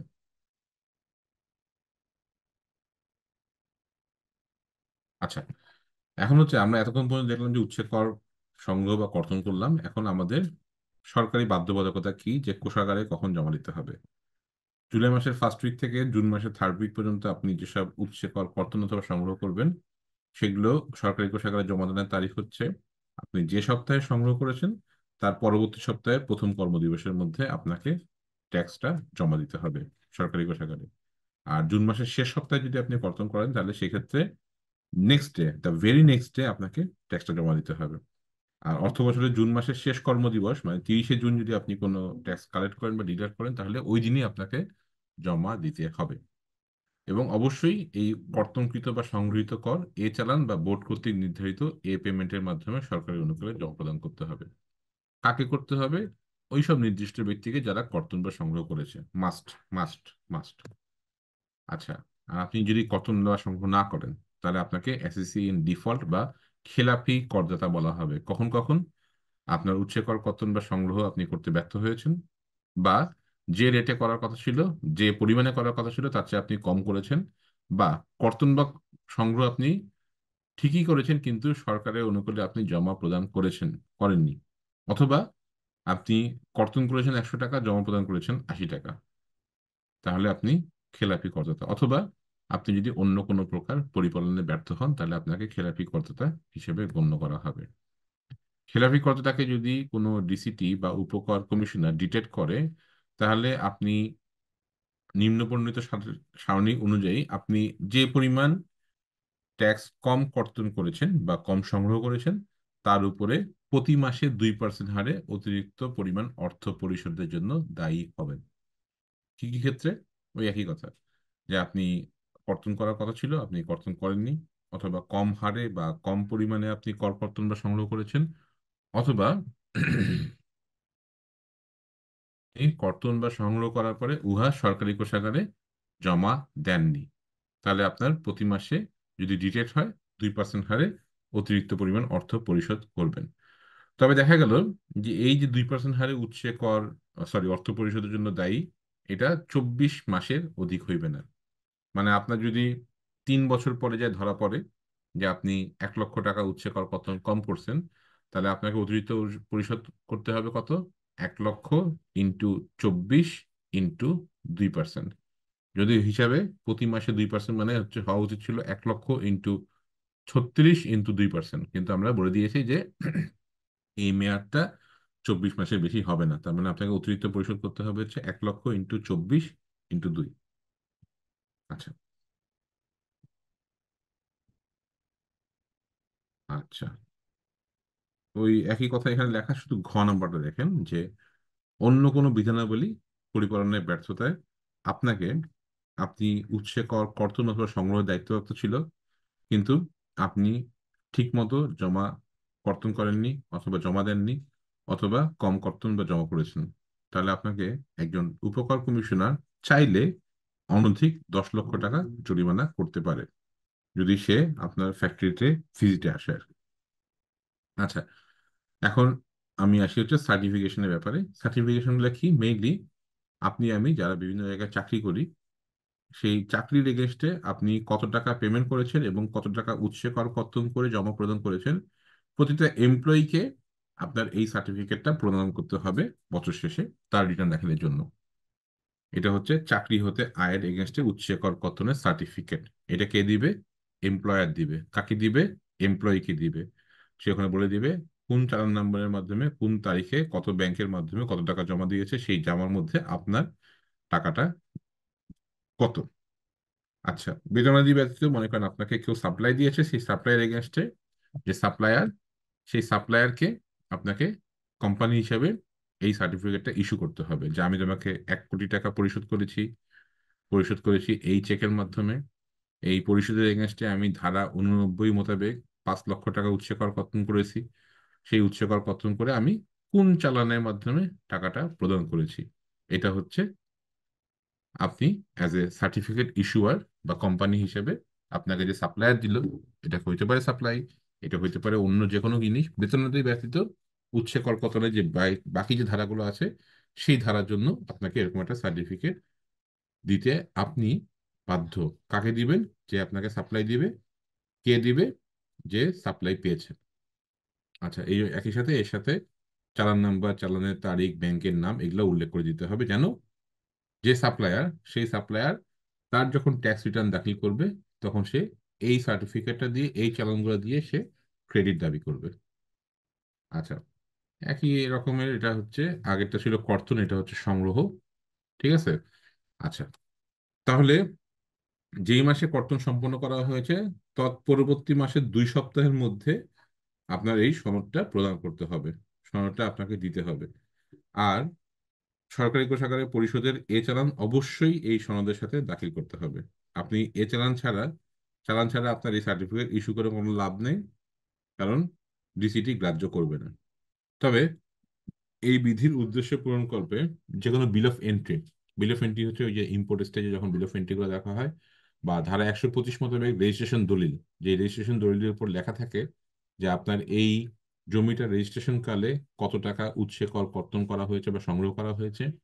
যে কোনো ব্যাংক বিবরণীতে লেখা থাকে কি আপনি এফডিআর বা সেভিংস অ্যাকাউন্টের এগেনস্টে কত টাকা ইন্টারেস্ট পেয়েছেন এবং কত টাকা উৎসে কর কর্তন করেছেন, বা যে কোনো পেমেন্টের রসিদ, এগুলো সনদ হিসেবে গণ্য করা যাইবে। তবে চাকরি হতে আয়ের ক্ষেত্রে এইগুলা ব্যাংকের বিবরণী দেখালে হবে না। চাকরি হতে আয়ের ক্ষেত্রে অবশ্যই এমপ্লয়ার হতে আপনাকে একটা সার্টিফিকেশন নিয়ে আসতে হবে। আচ্ছা, এখন হচ্ছে উৎসে করের রিটার্ন কে কে দাখিল করবে সেই কথাগুলো এখানে লেখা আছে যে এই পার্টিকুলার কিছু শিক্ষা প্রতিষ্ঠান ব্যতীত অন্যান্য কোম্পানি, ফার্ম, ব্যক্তিসংঘ, বেসরকারি হাসপাতাল, ক্লিনিক, ডায়ালিসিস সেন্টার, তারা উৎসে করের রিটার্ন দাখিল করবে। রিটার্নটা কি এরপরে আছে, যদি জাস্ট সিম্পল কিছু কথা বলে যাই, প্রতি মাসে মাসে উৎসে করের রিটার্ন দাখিল করতে হবে। তাদের কোম্পানি বা এই ক থেকে চ পর্যন্ত এই ব্যক্তিদের জন্য আমাদের প্রতি মাসে মাসে একটা করে উৎসে কর রিটার্ন দাখিল করতে হবে, এবং প্রতি 12 মাস পরে একটা আয়ের রিটার্ন দাখিল করতে হবে। মেইন হচ্ছে এটাই আমার বাধ্যবাধকতা। কোথায় এবং কিভাবে দাখিল করবেন? কোম্পানির ক্ষেত্রে যে উপকমিশনারের অধিক্ষেত্রের আওতাধীন আপনি তাহার নিকট দাখিল করবেন। তার সাথে সংশ্লিষ্ট সকল বিবরণ তথ্যাদি তফসিল তুলে দিতে হবে, এবং অবশ্যই স্বাক্ষরিত এবং প্রতিবেদন করে দিতে হবে যে আপনি স্বেচ্ছায় সজ্ঞানে এই রিটার্ন দিয়েছেন। আচ্ছা, এইটা একটু ভুল আছে, এটা ঠিক করে নিয়ে যে এটা আগে ছিল 15 দিন, এখন হয়ে গেছে এটা প্রতি মাসের 25 তারিখের মধ্যে পূর্ববর্তী মাসের জন্য প্রযোজ্য রিটার্ন দাখিল করিতে হয়। আর সাপ্তাহিক ছুটি যদি হয় তাহলে সেক্ষেত্রে পরবর্তী অফিস করার দিন আপনাকে এই উৎসে করা রিটার্নটা দাখিল করবেন। বিষয়টা কি আসলে? উৎসে করা রিটার্নটা আর কিছুই না, আপনি একটা পার্টিকুলার মান্থে একটা নির্দিষ্ট ব্যক্তি হিসাবে আপনার যা যা ছিল, মনে করেন ডান পাশে দেখেন 15 নম্বর উৎসে কর্তৃত করের উৎস ও পরিমাণ। আপনি চাকরি থেকে আয়ের এগেনস্টে কত টাকা উৎসে কর কর্তন করছেন, আপনি ঠিকাদার হিসেবে সরবরাহকারী প্রদত্ত বিল থেকে আপনি কত টাকা উৎসে কর কর্তন করেছেন, আপনি সেবার ক্ষেত্রে কত টাকা উৎসে কর কর্তন করেছেন, মানে আমরা প্রথম থেকে যা যা দেখে আসলাম সবগুলোরই ওই মাসে, একটা পার্টিকুলার মাসে আপনি কত টাকা উৎসে কর কর্তন করেছেন, কত টাকা পেমেন্ট করেছেন, এবং ওই মাস পর্যন্ত, মানে জুলাই থেকে আমাদের বছর শুরু হয়, আপনি যদি জানুয়ারি মাসেরটা দেন তাহলে হচ্ছে জানুয়ারি মাসে আপনি কত টাকা উৎসে কর কর্তন করেছেন, আর জুলাই থেকে জানুয়ারি মাস পর্যন্ত আপনি মোট কতটুকু উৎসে কর কর্তন করেছেন সেটা একটা স্টেটমেন্ট এখানে আপনাকে সাবমিট করতে হবে with all the proper documents attached. এই হচ্ছিল মেইনলি উৎসে কর রিটার্নের একটা সাইনোপসিস, এবং এখানে দেখেন লাস্টে দেখা আছে বাম দিকে যে আপনি কত কত এ চালানের মাধ্যমে কোন তারিখে কোন ব্যাংকে কত টাকা জমা প্রদান করেছেন, এবং লাস্টে ডান পাশে দেখেন প্রতিবেদন যে আমি ড্যাশ স্বেচ্ছায় সজ্ঞানে ঘোষণা করছি যে এই রিটার্নে আমার যা কিছু দিয়েছি সবই ঠিক। এভাবে প্রতি মাসের উচ্চ কর রিটার্নটা পরের মাসের 25 তারিখের মধ্যে আপনাকে সংশ্লিষ্ট ডিসিটি সার্কেলে গিয়ে জমা করতে হবে, না হলে আপনি জরিমানার হবে আপনার। এগুলো হচ্ছে সেই সার্টিফিকেশন গুলো, সবই আমরা মোটামুটি সেলফ এক্সপ্লেনেটরি উচ্চ কর রিটার্ন। আচ্ছা, আপনি যদি রিটার্ন দাখিলে বাধ্য হন, কিন্তু আপনি যদি রিটার্ন দাখিল না করেন, তাহলে ডিসিটি আপনাকে সর্বশেষ ধার্যকৃত করের 10% হারে অথবা 5,000 টাকা, এই দুইটির মধ্যে যাহা অধিক এটা আপনার উপরে জরিমানা আরোপ করতে পারে। এবং ব্যর্থতা অব্যাহত থাকিলে আপনার প্রতি মাসের জন্য 1,000 টাকা করে অতিরিক্ত জরিমানা আরোপ করতে পারে। এইটা একটু খেয়াল করে শুনেন, ধারা 141 বা গ্রসিং আপ। মনে করেন আপনি পার্টিকুলারলি আপনি এ কোম্পানি এবং একটা কোম্পানি বি কোম্পানি এ কোম্পানিকে আপনার সাপ্লাই দিচ্ছে। সাপ্লাই ক্ষেত্রে এ কোম্পানি বলতেছে যে না, তোমার সাপ্লাইয়ের এগেনস্টে ট্যাক্স ট্যাক্স যা আছে না কেন, ঠিক আছে, সেটা কোনো কর্তন করতে হবে না, কর্তন করার দরকার নেই। তাদের মধ্যে আন্ডারস্ট্যান্ডিং চুক্তি হয়েছে এরকম যে আমি দাতা হাতেম তাই, আমি এ কোম্পানি, তুমি বি কোম্পানি আমাকে সাপ্লাই দিচ্ছ ঠিক আছে, কিন্তু তার কোনো উৎসে কর কর্তন ব্যতিরিতই তুমি যদি 100 টাকা মাল সাপ্লাই দাও, আমি তোমাকে 100 টাকাই পেমেন্ট করবো। এইভাবে যদি উৎসে কর কর্তন ব্যতীত কোনো পরিশোধ হয়ে থাকে, তাহলে পরবর্তীতে ডিসিটি যদি যায় সেটা ট্রেস করতে পারে, সেখানে তাহলে কর কর্তন করার একটা নতুন বিধান সংযোজিত হয়েছে। কি বিধান? গ ইকুয়াল টু 100 × ক ডিভাইড বাই 100 - খ। ক কি? কর্তনের উদ্দেশ্যে পরিগণিত অঙ্ক। ক হচ্ছে কর ব্যতীত পরিশোধ, খ হচ্ছে প্রযোজ্য কর হার। ব্যাপারটা কি দাঁড়ালো? ক দেখেন, কর ব্যতীত পরিশোধ। এ কোম্পানি বি কোম্পানিকে কর ব্যতীত পরিশোধ করেছে 100 টাকা, কিন্তু আসলে প্রযোজ্য কর হার ছিল কথার কথা এখানে 20%। তার মানে এ কোম্পানি বি কোম্পানিকে 20 টাকা কর্তন প্রদান, বাকি 80 টাকা পেমেন্ট করার কথা ছিল, কিন্তু না, সে এটা করেনি, সে 100 টাকাই পেমেন্ট করে দিয়েছে। তাহলে পরবর্তীতে তাহলে যদি এটা ধরা পড়ে বা যদি এরকম কোনো কোনো চুক্তি করা হয়, তাহলে কর্তনের উদ্দেশ্যে পরিগণিত অঙ্ক হবে ইকুয়াল 100 × ক। কত? 100 ডিভাইড বাই 100 - 80, 100 - 20, সরি, প্রযোজ্য কর হার এখানে 20 ছিল, তার মানে নিচে আসবে 80। তার মানে ইন এফেক্ট 100-র জায়গায় আপনাকে এখন 100 টাকার বেশি কিছু একটা, হয়তো বা 110 টাকা, এইটার উপরে আপনাকে উৎসে কর কর্তন করতে হবে। মানে আপনি আগে 20 টাকা কর্তন করলেই হতো, এখন আপনাকে আসলে পেমেন্ট করতে কর্তন করতে হবে 20 টাকার চেয়ে বেশি। আচ্ছা, এখানে আরেকটা জিনিস, মারাত্মক জিনিস আছে, যেটা একটু আগেই আপনাকে বললাম, সেটা হচ্ছে যে কর পরিশোধের প্রাপক পিএসআর দাখিলে ব্যর্থ হলে বা ব্যাংকিং চ্যানেলে পরিশোধ গ্রহণে ব্যর্থ হলে প্রযোজ্য কর হার 50% হারে বেশি হবে। যেটা আমরা আগে পিএসআর এর কথাটা বলছিলাম, এখন বলতেছি যে ব্যাংকিং চ্যানেলে পরিশোধ না হয়ে যদি অন্য কোনো চ্যানেলে বা ক্যাশের মাধ্যমে যদি আপনি পরিশোধ করেন, তাহলে আপনার rate of reduction of tax 50% higher হবে। এখানে একটা অঙ্ক আছে, এই অঙ্কটা দেখেন। জনাব টিএ এ লিমিটেড জনাব তোহেল আমাদের সাথে 10 কোটি টাকার একটা পণ্য সরবরাহ চুক্তি সম্পাদন করছে, আর বলে দিচ্ছে যে টিএ লিমিটেড ওই পণ্য সরবরাহের বিপরীতে উৎসে কর পরিশোধ নিজেই করে দিবে। করার কথা ছিল উল্টা, যে 10 কোটি টাকার এগেনস্টে একটা উৎসে কর কর্তন করার কথা ছিল, কিন্তু সেটা করেনি। তাহলে জিনিসটা হচ্ছে এটা, সেটা হচ্ছে প্রথম সিনারিও, যে টিএ লিমিটেড তো আমার তোফায়েলের পিএসআরও নিয়েছে এবং ব্যাংক ট্রান্সফারের মাধ্যমে পেমেন্ট করেছে, কিন্তু দুইটা করার পরেও বাম দিকে কথাটা আমি বলছি, দুইটা করার পরেও সে টিএ লিমিটেডের, সরি, তোফায়েলের উপরে 10 কোটি টাকার উপরে সে উৎসে কর কর্তন 7% হারে না করে সেই উৎসে কর কর্তনটা সে বলছে যে আমি নিজে টাকাটা দিয়ে দিব। এটা টিএ লিমিটেডের দোষ, কারণ সে নিজে অন্যের টাকা পরিশোধ করতে পারে না। উৎসে কর কর্তন তোফায়েলের টাকা থেকেই করার কথা ছিল, যেহেতু সে এটা করেনি, তাহলে আমাকে এখন গসাপকৃত অঙ্ক ক্যালকুলেট করতে হবে। সেটা কি হবে? 100 × 10 কোটি, মানে যেহেতু আমাদের 10 কোটি টাকা সরবরাহ, ডিভাইড বাই 100 মাইনাস প্রযোজ্য কর হার। এখানে প্রযোজ্য কর হার হচ্ছে 7%। তাহলে 10 কোটি টাকা জিনিসটা এখন হয়ে গেল 10,75,26,882 টাকা। আমাকে এখন পূর্বে যেখানে 10 কোটি টাকার উপরে 7% করকর্তন প্রযোজ্য ছিল, যেহেতু গ্রস আপ করেছি, আমরা এখন 10,75,26,882 টাকার উপরে উৎসে করকর্তন করতে হবে।